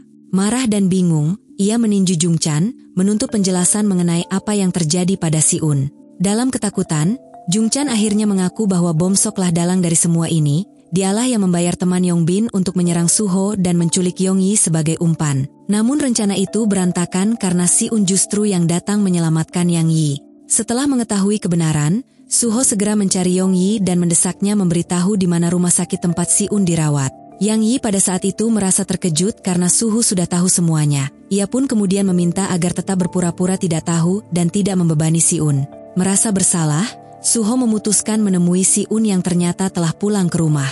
Tak ingin kondisinya diketahui, ia beralasan dan menutupi perban di tubuhnya dengan jaket. Suho, pura-pura santai, mengatakan ia hanya ingin minum. Sebelum pulang, ia hanya meminta Si-un untuk berhadir di ujian yang diselenggarakan besok. Sementara itu, Bom-sok yang baru saja kembali ke rumah tampak terguncang dan penuh rasa bersalah. Ayahnya marah besar, memukul dan memakinya tanpa ampun. Lalu menyarankan agar Bom-sok segera pindah ke luar negeri demi menyelamatkan reputasinya sebagai pejabat publik. Malamnya, Bom-sok mencoba kabur namun dihadang oleh asistennya yang tak mampu menghentikannya. Di tengah pelarian, Bom-sok melihat pesan dari Suho yang telah mengungkap pengkhianatan teman-temannya. Suho kemudian mendatangi Yong-bin dan menghajarnya karena telah mencederai Si-un. Di tengah kemarahan itu, Suho mendapat panggilan dari Bom-sok yang menantangnya untuk bertarung. Suho tiba di lokasi pertarungan, sebuah klub tinju tempat Woo-young yang sudah menunggunya. Di sisi lain, Si-un yang mendapat kabar dari Yong-yi bahwa Suho tahu segalanya, segera menelepon Bom-sok dan bergegas ke tempat itu. Di sana, Suho menemukan bahwa Bom-sok tak sendiri dan terlihat jika ia ternyata sudah membawa komplotannya untuk menjebaknya. Dengan amarah yang memuncak, Suho meninju Bom-sok dan menyindir bahwa seharusnya dendam itu ditujukan langsung padanya, bukan orang-orang tak bersalah. Woo-young lalu menantang Suho naik ring, dan pertarungan brutal pun dimulai. Meskipun awalnya unggul, Suho akhirnya dijatuhkan oleh serangan curang dari Tae-hun. Dalam kondisi tak berdaya, ia diinjak-injak oleh Bom-sok dan yang lainnya. Setelah Suho tergeletak tak sadarkan diri, sekretaris ayah Bom-sok tiba dan menyaksikan semuanya. Ia memperingatkan Jung-chan dan Tae-hun bahwa mereka akan bertanggung jawab atas kondisi Suho. Sementara itu, Bom-sok hanya bisa menangis, memanggil nama Suho dengan penyesalan mendalam saat ia dibawa pergi oleh ajudan ayahnya. Di tempat lain, Si-un dan Yong-yi terus mencoba menghubungi Suho, namun tak mendapat jawaban karena Suho masih terbaring lemah di atas ring tinju. Suho masih tergeletak tak sadarkan diri di ring tinju. Pada saat itu ia sempat meminta Jung-chan, Tae-hun, dan Woo-young untuk memberikan kesaksian kepada para detektif yang akan datang sebagaimana diperintahkan oleh sekretaris ayah Bom-sok. Merasa ketakutan, ketiganya memberikan pernyataan kepada detektif bahwa mereka sedang berolahraga bersama, dan Suho tiba-tiba pingsan saat sedang beristirahat sendirian. Sekretaris ayah Bom-sok juga meminta Woo-young menghapus rekaman video pertarungan antara Suho dan Bom-sok, guna menutupi kejadian tersebut. Bersamaan hal itu terlihat jika Suho kini telah dibawa tim medis ke rumah sakit. Si-un yang terus mencoba menghubungi Suho tanpa mendapatkan balasan pun mulai merasa cemas. Sesampainya di rumah, Bomsok kembali dihajar oleh ayahnya karena kabur dan membuat masalah hingga mempermalukan keluarganya. Namun Bomsok mengabaikan omelan sang ayah dan justru bertanya pada ajudan tentang kondisi Suho. Kesal karena sikap anaknya, sang ayah memerintahkan ajudannya untuk mengawasi Bomsok selama 24 jam agar ia tak kembali berulah. Keesokan paginya, Si-un datang lebih awal ke kelas, berusaha kembali ke rutinitas meski masih diliputi kesedihan karena belum tahu keberadaan Suho. Saat hari ujian tiba, ia tetap berusaha fokus mengerjakan soal, meski pikirannya terus tertuju pada Suho. Usai ujian, para siswa mengambil kembali ponsel mereka. Si-un langsung menghubungi Yong-yi dan baru mengetahui bahwa Suho kini koma di rumah sakit akibat dikeroyok oleh Bomsok dan teman-temannya. Tak lama kemudian, Si-eun bergegas menuju rumah sakit dan menemukan Yong-yi sedang menangis di koridor. Melihat kondisi Suho yang terbaring tak sadarkan diri, Si-un tidak mampu menyembunyikan kesedihannya. Ia sempat berbincang dengan nenek Suho yang tengah menjenguk cucunya. Yang Yi mengatakan akan tetap berjaga di rumah sakit dan akan memberi kabar jika ada perkembangan. Si-un pun meninggalkan ruangan dengan hati yang penuh gejolak, berniat membalas dendam. Sementara itu, Bomsok tampak sangat terpukul atas insiden yang menimpa Suho. Sekretaris ayahnya mengabarkan bahwa sang ayah akan mengunjungi sekolah dan menyarankan Bomsok untuk memberikan salam perpisahan. Bomsok bertanya tentang kondisi Suho dan sekretaris menjawab bahwa Suho masih hidup. Ia juga menyampaikan bahwa jika Bomsok ingin Suho tetap hidup, maka ia harus mengikuti semua perintah ayahnya. Di sisi lain, Si-un terlihat sedang berada di dalam bus sambil mendengarkan radio. Tujuannya adalah sekolah Yongbin. Setibanya di sana, Yongbin sangat terkejut dengan kehadiran Si-un yang langsung membenturkan kepalanya ke meja, membuatnya tak bisa melawan. Dengan emosi memuncak, Si-un menusukkan pena ke leher Yongbin hingga mengejutkan seluruh isi kelas. Ia menuntut jawaban, siapa yang bertanggung jawab atas kondisi Suho. Yongbin akhirnya mengakui bahwa Bomsoklah yang membuat Suho masuk rumah sakit. Tak lama kemudian, ia memperlihatkan sebuah video yang menunjukkan Bomsok menendang Suho hingga tak sadarkan diri. Sementara itu, Si-un membawa sebuah balok kayu dan mendatangi Wuyong yang tengah berlatih di ruang gym sekolah. Tanpa banyak bicara, ia langsung menyerang Wuyong. Namun, Wuyong berhasil menangkis serangan tersebut dan membalasnya dengan pukulan. Si-un yang kehilangan kesabaran tiba-tiba teringat ajaran dasar bela diri dari Suho. Pertarungan pun kian semakin memanas dan dalam kondisi terdesak, Si-un berhasil membuat Wuyong terpukul hingga mengenai barbel dan terjatuh. Ia kemudian memukul kaki Wuyong dengan barbel yang mana hal itu membuat Wuyong menjerit kesakitan. Di waktu yang sama, ayah Bomsok tiba di sekolah dan disambut hangat oleh staf serta kepala sekolah. Ia berusaha menutupi kesalahan anaknya dan mendengarkan laporan bahwa Suho pingsan akibat kelelahan saat berolahraga. Sementara itu, Si-un yang kembali ke asrama sekolah membawa alat pemadam api dan terlihat jika penampilannya saat itu berlumuran dengan darah yang membuat seluruh siswa terkejut. Amarahnya kian semakin memuncak saat melihat Bomsok yang tidak memperhatikan guru dan hampir saja ia menghantam Tae-hun dengan alat tersebut. Jung-chan yang berusaha menghentikannya justru terkena pukulan hingga pingsan. Tae-hun yang ikut mencegah pun mengalami nasib serupa. Setelah menghajar Jung-chan dan Tae-hun, Bomsok memohon agar dirinya juga dipukul. Namun, melihat luka batin yang tersembunyi di balik wajah Bomsok, Si-un pun mengurungkan niatnya. Dengan hati yang diliputi kesedihan dan rasa bersalah karena Suho koma akibat ulah teman-temannya, Si-un meninggalkan kelas sambil memecahkan kaca dan memaki semua orang di koridor, termasuk para guru. Tak lama setelah itu, Si-un pergi ke rumah sakit dan tertidur di sisi Suho. Dalam tidurnya, ia bermimpi Suho sadar dan berbicara dengannya. Dengan penuh penyesalan, Si-un meminta maaf atas semua yang telah terjadi. Namun, saat terbangun, ia kembali mendapati Suho masih tak sadarkan diri yang membuatnya kembali menangis terisak di sisi tempat tidur. Di sisi lain Bomsok tampak berada di bandara dan bersiap dikirim ke luar negeri oleh ayahnya untuk pindah sekolah. Yong-yi yang datang ke rumah sakit untuk melihat Si-un, mengurungkan niatnya masuk ke ruangan dan memilih meminta maaf dari luar sebelum pergi. Sementara itu, ayah Bomsok melihat video anaknya yang menendang Suho, tindakan yang mencerminkan perlakuannya sendiri terhadap Bomsok. Ia kemudian mengatakan pada Si-un bahwa ia membatalkan niat mengirimnya ke panti asuhan remaja. Namun sebagai gantinya, ia meminta Si-un pindah sekolah dan tidak membuka mulut soal kasus tersebut. Ia juga mengancam memastikan agar Si-un tak diterima di sekolah manapun di Seoul. Pada akhirnya, Si-un diterima di SMA Eunjang. sebuah sekolah di luar kota. Dan terlihat Hika kedua orang tuanya mengantar sampai ke pintu gerbang sekolah.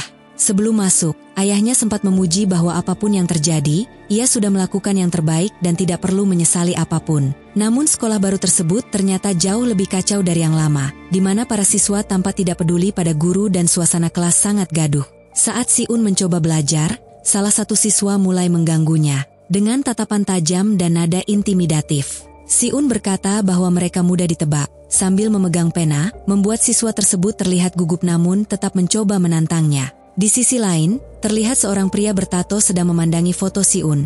Pada saat itu ia ditemani oleh seseorang yang memberitahu bahwa Si-un adalah orang yang telah mengalahkan Wuyong dan kini mereka sedang mencari cara untuk menaklukkannya. 어떡할까?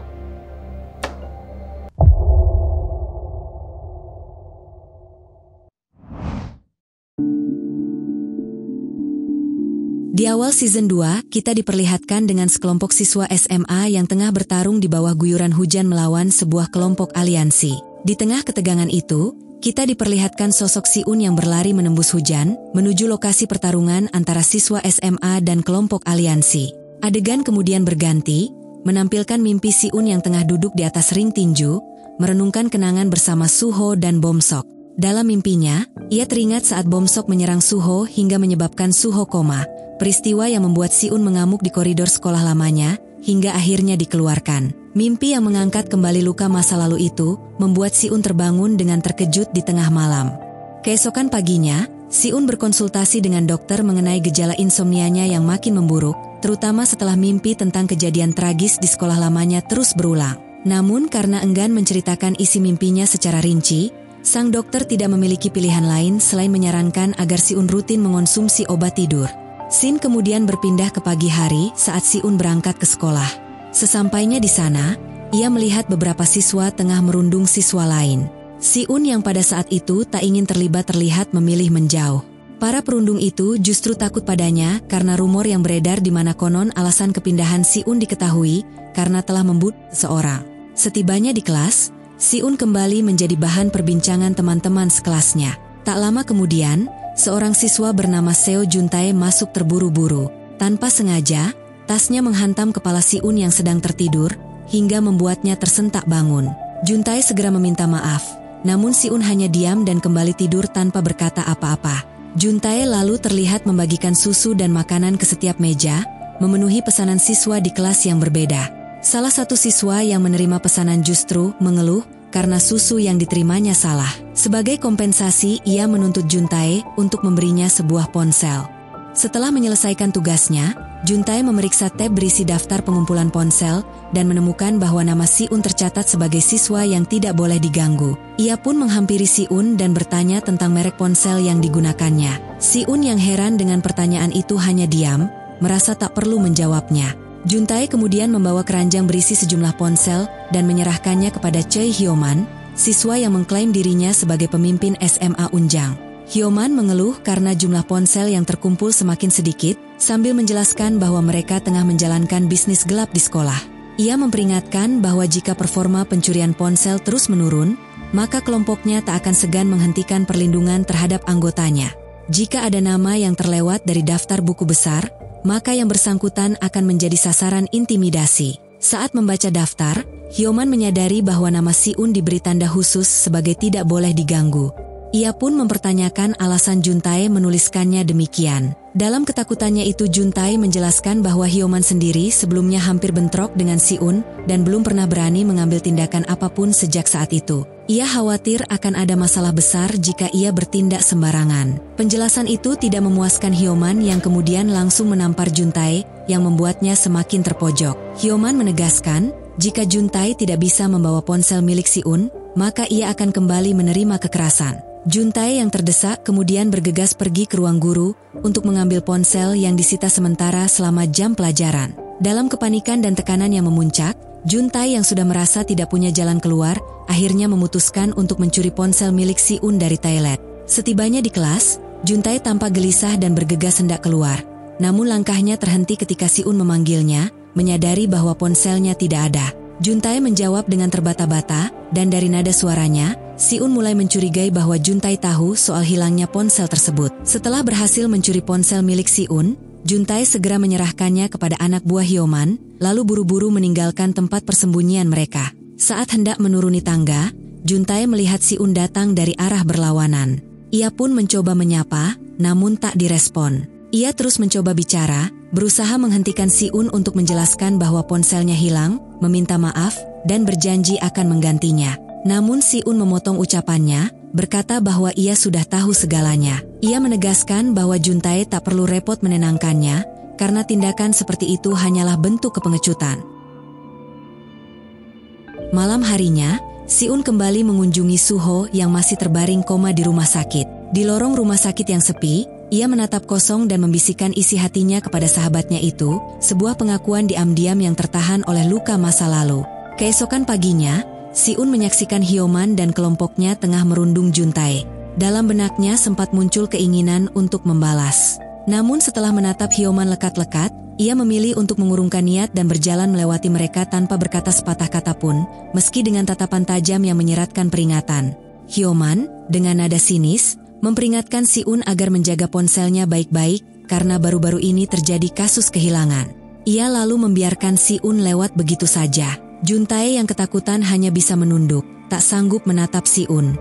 Di dalam kelas, Juntae yang merasa bersalah meletakkan susu dan roti di meja Si-un sebagai bentuk permintaan maafnya. Namun Si-un menolak dengan dingin, menyuruhnya berhenti melakukan hal itu, lalu pergi meninggalkan kelas. Juntae dalam upaya terakhir, berusaha menjelaskan bahwa ia terpaksa mencuri ponsel tersebut. Ia juga mengungkapkan kebingungannya saat disebut pengecut, ia tak tahu bagaimana seharusnya melawan. Si-un menatapnya dan bertanya balik mengapa harus dirinya yang harus memberitahukan informasi tersebut. Dalam keputusasaan, Juntae mengaku bahwa hanya pada Si-un ia merasa bisa bertanya, satu-satunya tempat di mana ia berharap menemukan jawaban. Si-un yang mendengar hal itu lalu mengatakan jika ia tahu hukum Newton, maka ia bisa menerapkan hal itu pada dirinya. Sore harinya saat hendak pulang, Juntae mencari tahu tentang hukum Newton ketiga dan mengabaikan panggilan dari teman-teman Hyoman. Di sisi lain, teman Hyoman merasa heran karena Juntae tidak seperti biasanya bersikap seperti itu. Hyoman yang tidak terlalu peduli, malah memilih bersenang-senang di sebuah klub bersama teman-temannya. Namun tak lama setelah itu, ia tiba-tiba berdiri dan mengatakan bahwa ia ada urusan mendesak, lalu meninggalkan tempat tersebut. Di luar sekolah, Si-un yang hendak pulang melihat Hyoman masuk ke dalam sebuah gedung tua, di depannya tampak beberapa anggota aliansi sedang memeras siswa SMA Unjang. Ternyata, gedung itu adalah sebuah warnet. Di dalamnya, Hyoman menemui seseorang untuk menyerahkan hasil curiannya pada kaki tangan pemimpin aliansi bernama Geum Seong-jae. Seong-jae tampak santai bermain game, sambil menerima tumpukan ponsel mewah hasil rampasan. Hyoman terlihat gelisah dan mengatakan bahwa barang yang ia bawa kali ini akan ditunda penyerahannya, karena ia berencana menaikkan keuntungan. Ia menyarankan agar mereka membicarakan kembali soal Park Hoo-min jika Seong-jae setuju. Seong-jae menyetujui, tapi dua pria parubaya yang ada di sana mulai mengejeknya, menertawakan kebiasaannya menindas orang lain. Diejek seperti itu membuat emosi Hyoman meledak. Dengan senyum menyeringai, ia menghantam kepala salah satu pria itu ke meja komputer, hingga menimbulkan kekacauan di dalam warnet. Juntae tidak menjawab telepon dari Hyoman yang sedang panik. Menjelang subuh sebelum para siswa datang, Juntae memberanikan diri masuk ke ruangan Hyoman sambil menghafal rumus hukum Newton 3. Ia membobol lemari penyimpanan tempat ponsel-ponsel siswa disimpan. Setelahnya ia mengembalikan setiap ponsel ke meja masing-masing pemiliknya, disertai catatan permintaan maaf. Termasuk ponsel milik Si-un yang juga dikembalikan ke tempat semula. Keesokan paginya, para siswa merasa senang dan lega karena ponsel mereka telah kembali. Si-un mendengar bahwa Juntae nekat mengambil kembali semua ponsel dari lemari milik Hyoman. Ia pun menerima pujian sekaligus peringatan mengenai konsekuensi yang mungkin akan dihadapi Juntae jika Hyoman mengetahui hal ini. Saat tiba di kelas, Si-un melihat ponselnya berada di dalam laci beserta secari kertas berisi permintaan maaf dari Juntae. Sementara itu, Hyoman yang tak percaya bahwa semua ponsel curiannya telah dikembalikan oleh Juntae, menjadi sangat marah dan langsung mencari di mana keberadaan Juntae. Juntae yang tertidur di kelas, terbangun saat Hyoman memanggilnya. Ia pun bersiap menghadapi kemarahan Hyoman. Namun Hyoman tak menyangka Juntae berani melawan. Ia langsung menyerangnya tanpa ampun di hadapan siswa-siswa lain. Juntae yang terpojok tidak mampu membalas serangan Hyoman, dan Si-un yang menyaksikan kejadian itu teringat pada Suho dan kejadian-kejadian di sekolah lamanya. Saat Hyoman hendak melempar kursi ke arah Juntae, Si-un segera menghentikannya dan memperingatkan Hyoman untuk tidak bertindak keterlaluan. Si-un yang berusaha menahan emosi, akhirnya kehilangan kesabaran saat Hyoman terus mengabaikan perkataannya. Hyoman terkejut ketika Si-un tiba-tiba menghentikannya sebelum memukul Juntae, bahkan menantang Juntae sebagai gantinya. Namun Si-un tak membalas pukulan Hyoman. Ia hanya menatapnya tajam, membuat Hyoman bingung mengapa Si-un tetap berdiri tanpa melawan. Scene kemudian berpindah ke ruang klub basket, di mana para anggota sedang membicarakan turnamen yang batal mereka ikuti. Seorang teman Humin yang bernama Go Hyun-tak menegaskan bahwa Humin tak terlibat perkelahian dan dikeluarkan secara tidak adil. Merasa kesal karena klubnya meremehkan Humin, Hyun-tak berniat mengadu ke guru. Namun, ia terhenti saat mendengar keributan yang ternyata disebabkan oleh Hyoman. Sesampainya di kelas, Hyun-tak melihat Hyoman sedang berkelahi dengan Si-un. Si-un yang bersiap siaga, mampu membaca gerakan Hyoman dan menghindari pukulannya, hingga Hyoman terjatuh ke meja. Marah karena serangannya tidak berhasil, Hyoman menendang laci dan terlihat takut saat melihat tatapan tajam dari Si-un yang membuatnya terintimidasi. Tak tahan melihat situasi itu, Hyun tak menghentikan perkelahian mereka. Namun, Hyoman malah mengejeknya sebagai kaki tangan Humin. Hyun-tak yang tersulut oleh hinaan itu, kemudian langsung menendang wajah Hyoman yang seketika membuatnya bungkam. Hyoman yang dipenuhi rasa malu langsung keluar dari kelas sambil mengumpat kepada Si-un dan Juntae. Gotak yang berharap Si-un akan berterima kasih karena telah membelanya justru mendapat sambutan dingin. Si-un malah memilih membantu Juntae dan mengajaknya ke UKS, tak memperdulikan Hyun-tak yang masih berdiri menanti apresiasi. Dengan nada dingin, Si-un akhirnya mengucapkan terima kasih singkat kepada Hyun-tak. Saat hendak menuju UKS, tiba-tiba Juntae membuka pintu ruang rahasianya yang menyimpan koleksi anime. Ia menjelaskan bahwa jika mereka ke UKS, para guru pasti akan memanggil Hyoman, yang mungkin membuat mereka kembali jadi sasaran kekerasan. Sambil mengambil salep untuk mengobati luka dirinya dan Si-un, Juntae mengungkapkan bahwa ia mengembalikan ponselnya karena teringat ucapan Si-un tentang hukum Newton ketiga. Di tengah percakapan, teman-teman Juntae yang juga pernah dirundung oleh Hyoman datang menanyakan keadaannya. Tak ingin mendengarkan lebih jauh, Si-un memilih meninggalkan mereka dan keluar dari ruangan. Sementara itu, Hyun-tak yang sedang membuang sampah mendengar sekelompok siswa tengah merokok sambil membicarakan perkelahian Si-un, serta rumor bahwa Hyoman kini menghindarinya. Diliputi rasa penasaran, Hyun-tak bertanya mengapa Hyoman tampak begitu takut pada Si-un. Salah satu siswa menjawab bahwa Hyoman pernah menghubungi seseorang dari sekolah lama Si-un, dan dari sana ia mendengar bahwa Si-un pernah hampir melukai beberapa siswa dengan dumbbell, gunting, dan pena, hingga akhirnya dikeluarkan dari sekolah tersebut. Karena reputasinya yang menyeramkan, Hyoman hanya berani menggertaknya saja. Tak percaya pada cerita tersebut, Hyun-tak menyatakan dengan tegas bahwa ia tidak akan mempercayai omong kosong dan meminta mereka berhenti menyebarkan desas-desus yang belum tentu itu benar. Saat hendak pergi, Hyun-tak memergoki Hyoman sedang menguping pembicaraan para siswa itu, tampak malu karena perkelahiannya dengan Si-un kembali diperbincangkan.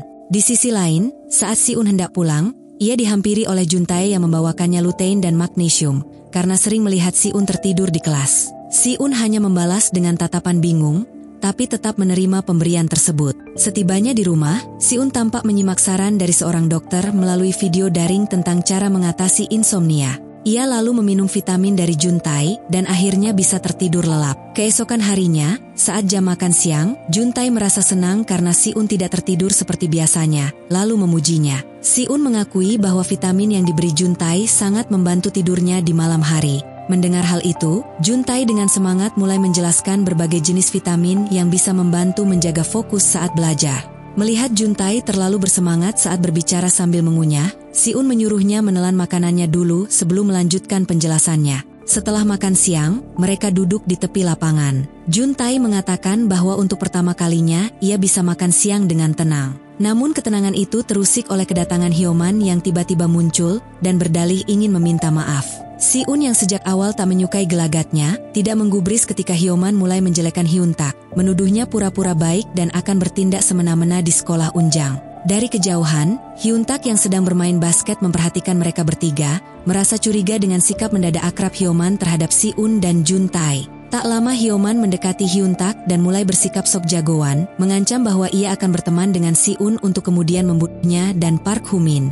Mendengar ancaman itu, Hyuntak hampir meluapkan emosinya, namun berhasil ditahan oleh teman-temannya. Melihat situasi memanas, Si-un segera menarik Juntae untuk meninggalkan lapangan dan kembali ke kelas. Namun di tengah jalan, Juntae justru diseret oleh geng Hyoman. Hyoman lalu masuk ke ruang klub basket, merusaknya, dan bahkan membakar foto klub dengan puntung rokok. Di dalam kelas, Si-un mulai curiga karena Juntae tak kunjung kembali dari toilet. Ketika guru bertanya keberadaan Juntae, Si-un mencoba menjelaskan bahwa mungkin terjadi sesuatu, namun gurunya tidak menggubris. Setelah kelas usai, Si-un mencoba menghubungi Juntae, namun justru dihampiri oleh Hyoman yang memberitahu bahwa Hyuntak telah menyeret Juntae ke ruang klub basket. Mendengar itu, Si-un segera berlari ke ruang klub dan menemukan Juntae terkurung dalam sebuah loker. Tak lama setelah itu, seorang anak suruhan Hyoman menghampiri Hyuntak dan memberitahunya bahwa Si-un menantinya di ruang klub basket untuk bertarung. Hyuntak langsung tersulut emosi begitu melihat Si-un keluar dari ruang klub basketnya.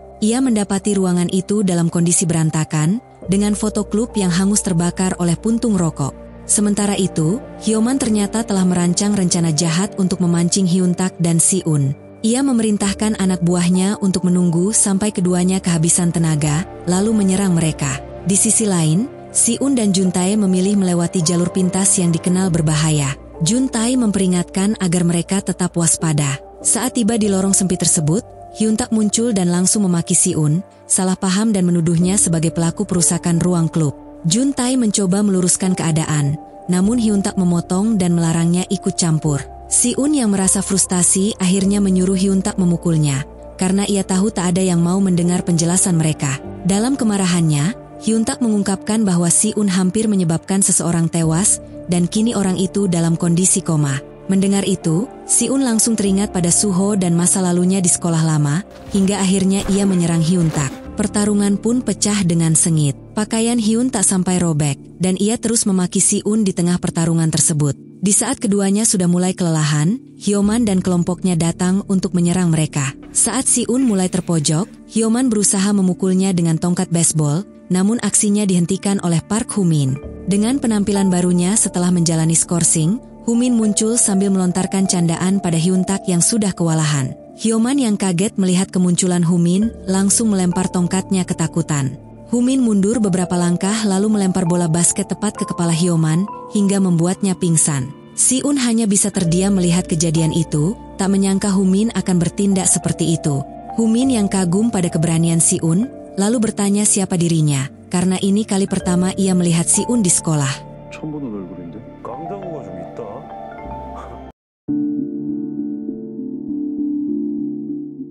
Hoo-min mengabaikan pertanyaan yang dilontarkan kepadanya, dan malah mendekati Hyuntak yang duduk mengeluh, karena tim basket mereka batal mengikuti turnamen, akibat Hoo-min diskors dari sekolah. Mendengar itu, Hoo-min sangat terkejut dan merasa bersalah atas keputusannya yang sudah mengecat rambut. Sementara itu, Hyoman yang merasa malu, menyuruh anak buahnya menyerang Hoo-min yang sedang berbicara dengan Hyuntak. Namun sayangnya serangan itu ternyata dengan mudah berhasil dipatahkan oleh Hoo-min. Hoo-min lalu memperingatkan mereka untuk tidak berkelahi saat mengenakan seragam unjang dan menyuruh mereka untuk segera pergi. Hyuntak yang salah paham akhirnya meminta maaf pada Si-un yang meskipun Si-un menolak mendengar penjelasannya.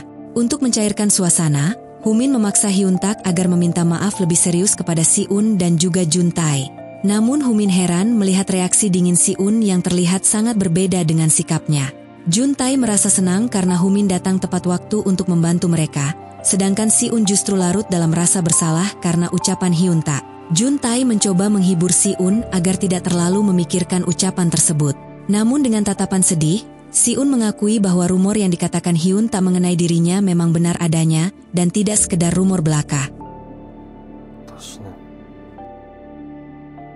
Cerita berpindah ke pagi hari saat Hoo-min yang sangat ditakuti di SMA Unjang mencoba menyapa teman-temannya di gerbang sekolah. Dalam perjalanan ke kelas, ia menghentikan aksi perundungan dengan candaan agar tidak terjadi di sekolah. Di kelas Hyuntak marah saat mendengar kabar dari Hoo-min bahwa klub basket mereka akan latihan bersama SMA Ganghak yang terkenal dengan seni bela diri. Hoo-min menegaskan bahwa pemain sejati tidak pilih-pilih lawan, yang membuat Hyuntak mengejek kecerdasan Hoo-min di depan teman-temannya. Saat bercanda, Perhatian mereka teralihkan oleh Si-un dan Juntai yang datang membawa kabar bahwa mereka dipanggil ke ruang guru karena perkelahian. Di ruang guru BP tidak mau mendengar alasan mereka dan menghukum mereka menjadi sukarelawan di acara sekolah. Si-un membela diri bahwa Hyoman yang memulai, tetapi guru tetap menyalahkannya. Untuk menghindari keributan, Humin memaksa seluruh tim basket menunduk meminta maaf bersama. Setelah keluar dari ruangan BP, Hyuntak terlihat masih merasa kesal dengan keputusan guru mereka, sedangkan Humin menerimanya dengan tenang. Humin lalu memanggil Si-un atas permintaan Hyuntak untuk meminta maaf karena ucapannya yang kasar. Si-un juga meminta maaf karena telah menghajarnya hingga merobek baju Hyuntak. Melihat kejanggalan permintaan maaf itu, Humin kembali berusaha bersikap sok asik untuk mencairkan suasana. Namun hal itu justru membuat Si-un semakin merasa kesal. Si-un menegaskan bahwa dirinya bukan bagian dari tim basket dan memperingatkan Humin agar tidak menyentuh rambutnya. Meski telah diperingatkan, Humin tetap mengacak-ngacak rambut Si-un yang membuatnya kehabisan kata-kata. Saat jam istirahat, Juntai menceritakan bahwa Humin selalu berusaha menjaga kedamaian di Inunjang. Ia juga menjelaskan adanya aliansi antara sekolah lain seperti Yeol, Ganghak, dan Yongsun yang mana aliansi tersebut bertindak seperti gangster. Karena SMA Unjang menolak bergabung, siswa mereka sering jadi sasaran.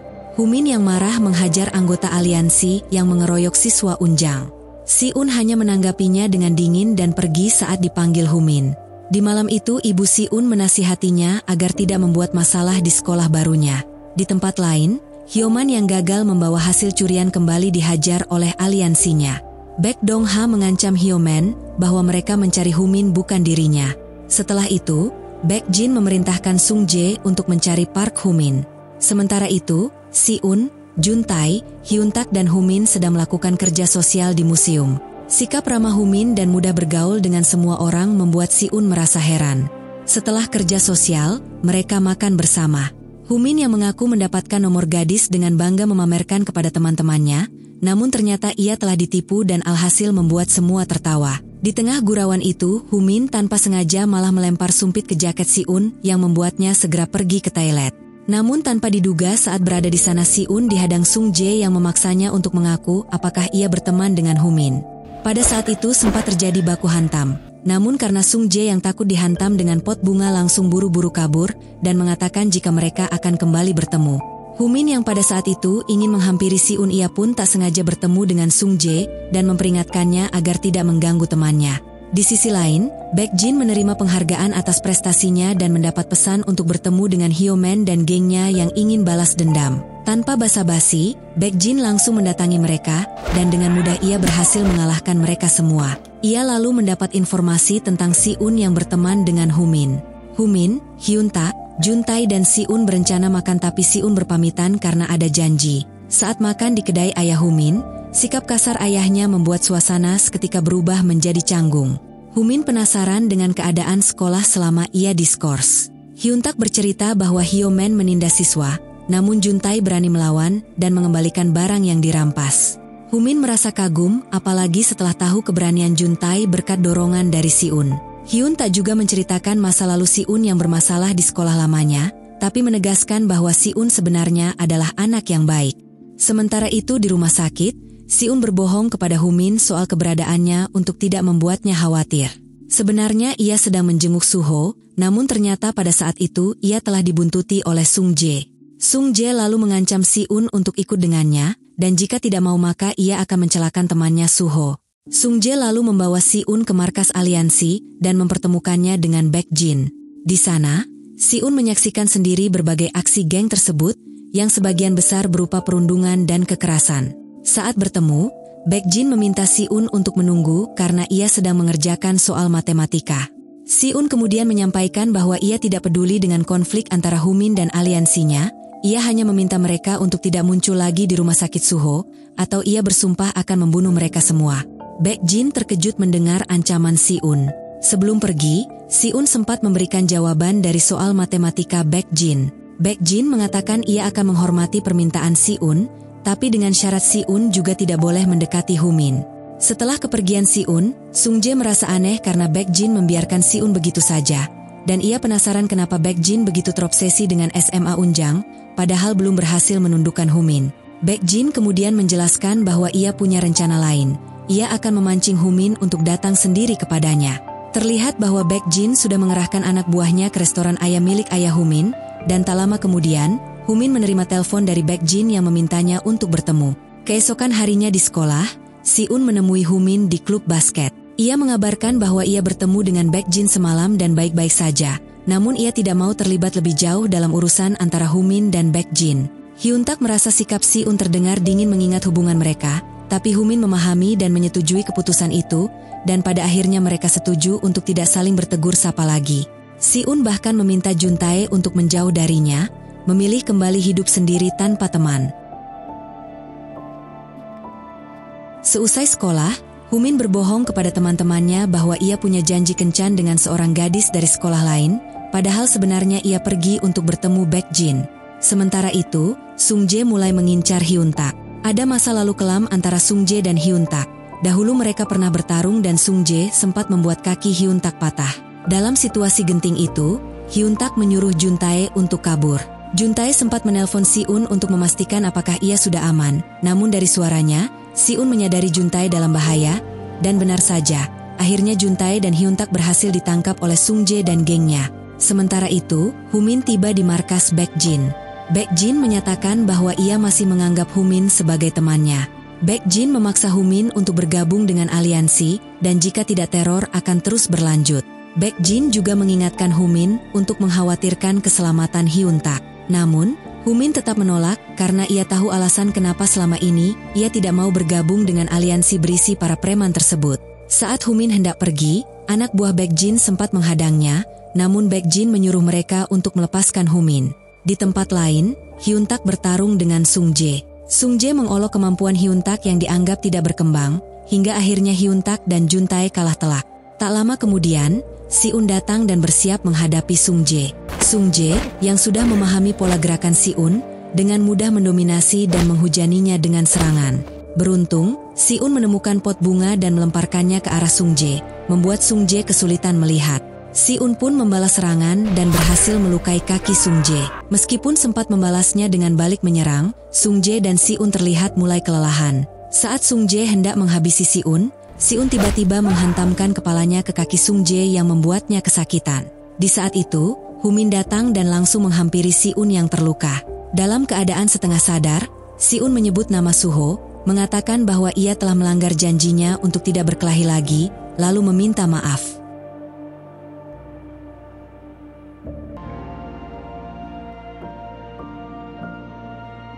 Sin kemudian sedikit mundur saat Jun-tae terlihat sedang berlatih bela diri bersama Hyun-tak seusai menjadi relawan di museum. Humin yang memperhatikan mereka berkomentar pada Si-un bahwa Hyun tak kurang ahli dalam melatih orang lain. Mendengar itu, Si-un bertanya kenapa bukan Humin saja yang melatih Jun-tae, namun Humin menjelaskan bahwa ia enggan mengajari siapapun berkelahi. Ia merasa bersalah karena pernah menyebabkan cedera pada Hyun-tak yang dulunya atlet taekwondo. Si-un hanya terdiam mendengar penjelasan itu. Lalu ia berbagi bahwa dirinya juga pernah merasa bersalah terhadap seorang teman. Adegan berpindah saat Si-un, yang sebelumnya pingsan, sadar setelah digendong Humin ke tempat yang aman. Humin sempat bercanda bahwa Si-un berat saat digendong, membuat suasana menjadi ringan. Si-un lalu bertanya apa yang terjadi setelah ia pingsan. Humin menjelaskan bahwa Seong-jae telah tertangkap dan mereka berhasil melarikan diri, sambil berjanji masalah ini tak akan terulang lagi. Si-un merasa khawatir bahwa kekerasan bukanlah solusi, sebab akan terus menimbulkan korban. Perkataan Si-un membuat Humin teringat masa SMP saat melihat Baek Jin dikeroyok, lalu ia menyebutkan bahwa Baek Jin hanyalah teman masa kecilnya. Tak lama, Humin menghubungi Baek Jin dan mengakui kekalahannya. Sementara itu, Baek Jin yang menunggu Seong-jae di kantor polisi, pergi ke gudang persembunyian Seong-jae. Seong-jae merasa heran melihat Baek Jin datang ke tempat kotor seperti itu, tetapi Baek Jin langsung menanyainya soal apa yang ia katakan ke polisi. Seong-jae kesal dan hanya menjawab bahwa dia tertangkap saat memalak anak-anak Unjang, merasa Baek Jin tidak peduli padanya. Ia curiga Baek Jin ingin menghabisinya untuk menutupi rahasia dari aliansi. Di lain waktu, Baek Jin yang baru pulang sekolah dihampiri anak buah bosnya yang mengajaknya bertemu dengan atasan mereka. Ia menolak dan memilih menghubungi mereka nanti, namun karena penolakannya, ia malah dipukuli. Meski begitu, Baek Jin berhasil mengalahkan mereka. Keesokan harinya, Si-un bertemu Humin, Jun-tae, dan Hyun-tak di depan sekolah. Mereka bersama-sama masuk ke kelas. Saat belajar, Humin mengganggu Si-un, lalu mengajaknya bermain basket bersama yang lain. Si-un yang kurang pandai bermain gagal memasukkan bola membuat Humin dan yang lain tertawa. Setelah bermain, mereka duduk di pinggir lapangan. Hyun-tak merasa situasi terlalu damai dan khawatir aliansi Baekjin belum selesai. Humin meyakinkan bahwa ia sudah menyelesaikan masalah dengan aliansi. Hyun-tak menduga Humin telah menemui Baekjin, tapi Humin menyangkal. Tak lama, Humin mendapat kabar dari polisi bahwa ayahnya ditahan karena memukul orang. Humin beralasan ada urusan mendesak dan pergi meninggalkan teman-temannya. Di kantor polisi, Humin marah saat melihat ayahnya ditahan. Ia menduga ini ulah aliansi Baekjin. Pesan dari Baekjin mengonfirmasi hal itu, memaksa Humin bergabung dengan aliansi jika ingin ayah dan teman-temannya selamat. Merasa jika perlakuan Baekjin yang sudah keterlaluan, Humin langsung menghajar anak buah Baekjin yang sudah membuat ayahnya ditahan. Di markas, Baekjin menerima kabar jika Humin telah mengamuk. Namun pada saat itu Baekjin memerintahkan anak buahnya untuk membiarkan hal tersebut. Kemudian bos Baekjin mendatanginya dan mengungkapkan kekesalannya karena masalah ini membuat polisi ikut campur dan mengancamnya agar lebih hati-hati. Di rumah, Si-un mendapati ibunya ingin memindahkannya ke luar negeri demi keselamatan. Si-un protes bahwa ibunya selalu mengabaikannya, tapi ibunya memohon ia memahami kekhawatiran seorang ibu. Si-un hanya bisa terdiam melihat ibunya menangis, lalu ia meluapkan isi hati pada Suho. Sekolah kemudian mengabari bahwa kepindahan Si-un telah diurus. Saat pulang, Si-un mendengar kabar Humin kembali berkelahi dan terancam diskors. Di sisi lain, Humin merasa kesal dan menolak sekolah. Ayahnya yang marah memaksanya bekerja saja kalau tidak mau sekolah. Humin, dengan mata berkaca-kaca, membalas kasar ayahnya lalu pergi dari rumah. Malam itu, Baekjin kembali menghubungi Humin dan memaksanya bergabung. Humin lalu menjalani tugas pertamanya, yaitu menghajar pemimpin SMA Seoknam untuk memaksa mereka bergabung dengan aliansi. Sementara itu, Si-un yang hendak pindah akhirnya setuju. Tapi saat Jun-tae dan Hyun-tak datang mengajaknya bermain, suasana hatinya berubah. Hyun-tak mencoba menghibur, mengatakan ia iri karena Si-un akan naik pesawat. Si-un mengaku belum sepenuhnya yakin untuk berangkat. Ia mulai mencurigai keadaan Humin, lalu mencoba menghubunginya. Humin mengangkat telepon sambil menahan tangis, berkata agar Si-un tidak mencarinya lagi, dan bahwa ia tidak akan merugikan Si-un. Jawaban itu membuat Si-un makin cemas. Sementara itu, Humin telah tiba di markas Baekjin dan mendapatkan pujian karena menyelesaikan tugasnya, meski ia menatap Baekjin dengan penuh amarah.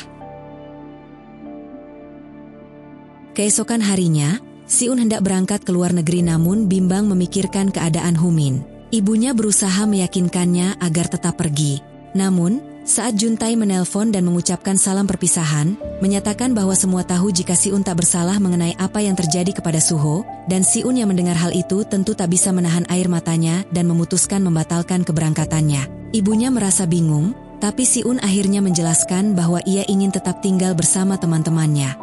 Teman-teman Si-un merasa gembira karena Si-un tidak jadi pindah ke luar negeri. Namun kabar tentang Humin yang bergabung dengan aliansi membuat mereka merasa bersalah. Mereka menyadari bahwa Humin mungkin bergabung karena rasa bersalah terhadap mereka, dan kini tujuan mereka saat ini adalah mencari cara untuk membawa Humin kembali.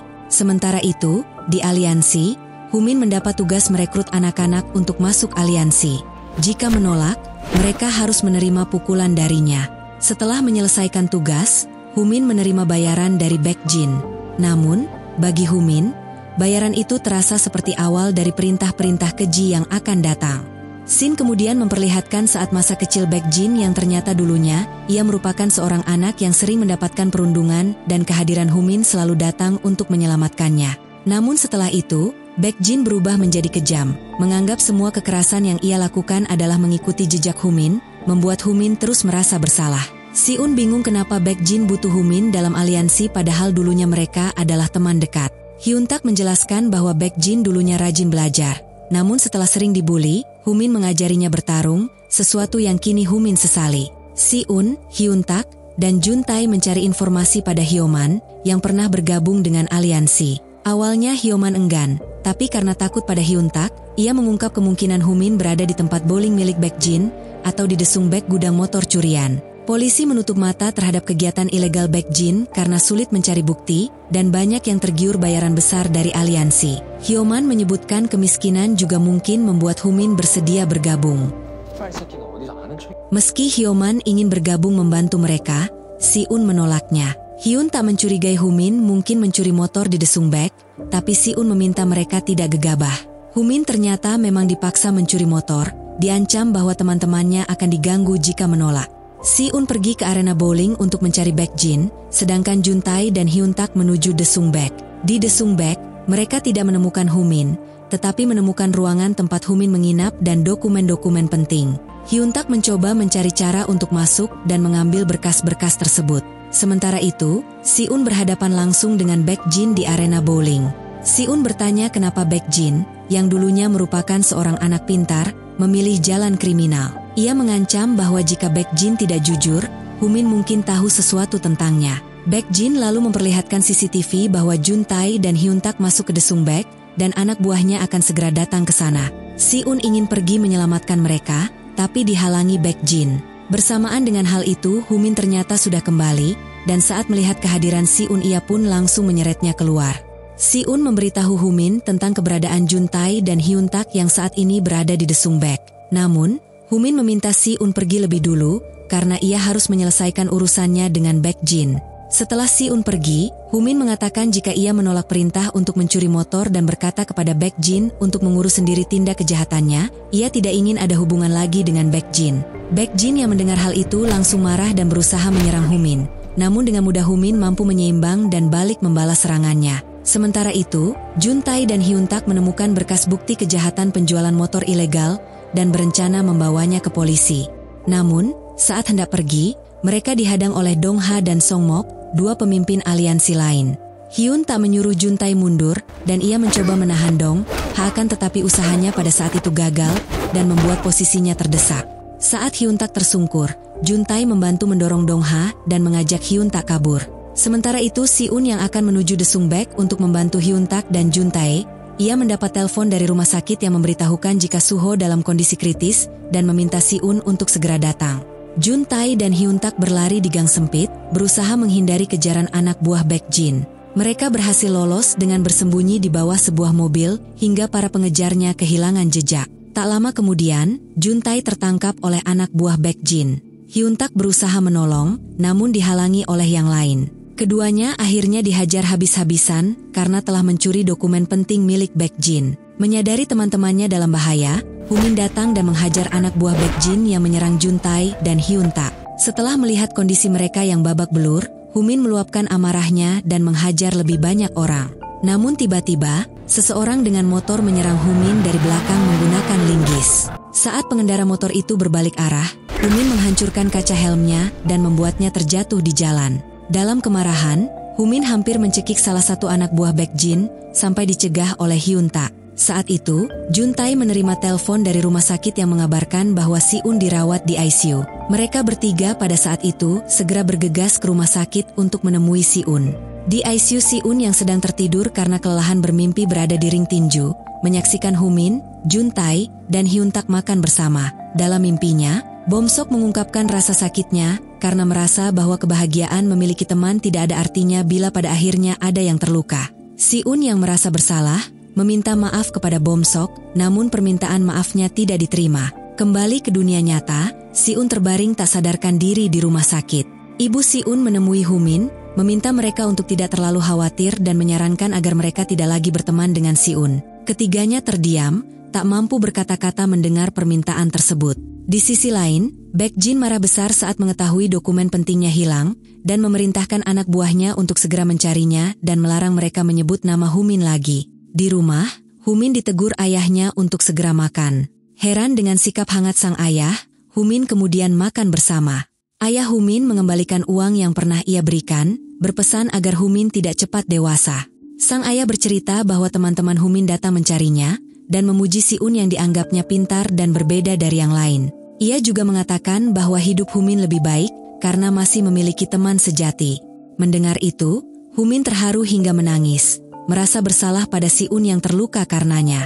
Sementara itu, Juntae membawa dokumen penting Baekjin ke kantor polisi, namun laporannya ditolak. Dalam perjalanan pulang, Juntae disergap anak buah Baekjin dan dibawa ke gudang desung. Di sana, ia dipaksa menerima telepon dari Baekjin yang mengancam dan merendahkannya.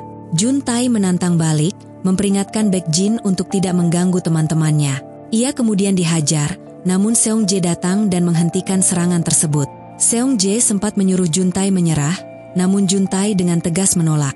Kagum dengan keberanian Juntae, Seong-jae balik melawan anak buah Baekjin. Humin dan Hyun-tak akhirnya tiba dan menemukan Juntae yang sudah dibantu oleh Seong-jae. Humin berterima kasih, namun Seong-jae malah menyindir bahwa Si-un lebih pantas menjadi pemimpin dibanding Humin, membuat Humin tersenyum pahit dan pergi. Sementara itu, Baekjin yang hendak masuk ruangannya malah dihajar oleh bos besar aliansinya. Bos besar melempar pin bowling sebagai ancaman dan memperingatkan Baekjin untuk tidak membuat masalah lagi. Hyun-tak menggendong Juntae sambil memaki Baekjin. Juntae meminta diturunkan dan menceritakan bahwa anak buah Baekjin mengetahui dirinya membawa dokumen ke polisi. Hyun-tak memujinya dan mereka sepakat pergi ke rumah sakit. Humin hanya bisa diam, terharu melihat perjuangan teman-temannya. Keesokan harinya, Humin membawa Toa ke sekolah Yeol, menantang Baekjin untuk bertarung. Humin berjanji jika SMA Eunjang menang, aliansi Baekjin harus bubar.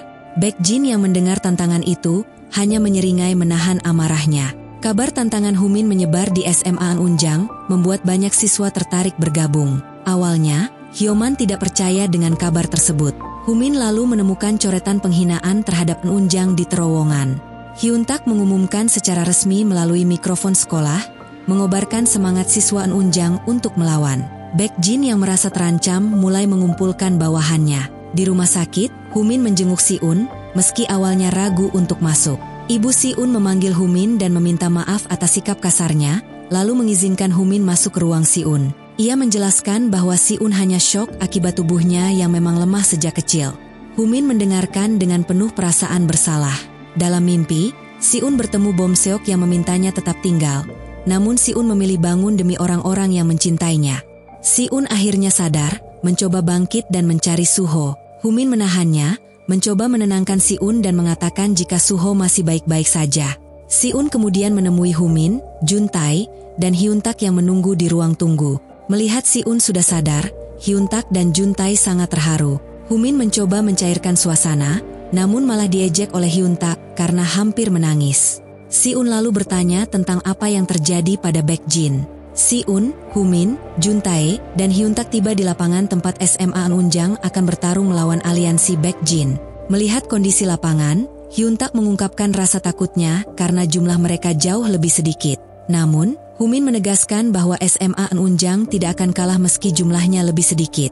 Si-un lalu mengusulkan agar pertarungan ditunda agar Eunjang bisa lebih siap. Malam harinya, Si-un menemui Seong-jae yang kini berpihak pada mereka. Dalam pertemuan itu, Seong-jae sempat menyinggung insiden yang membuatnya harus disuntik tetanus akibat ulah Si-un. Si-un pun meminta maaf dan mengungkapkan tujuannya, meminta bukti rekening palsu yang dimiliki Seong-jae.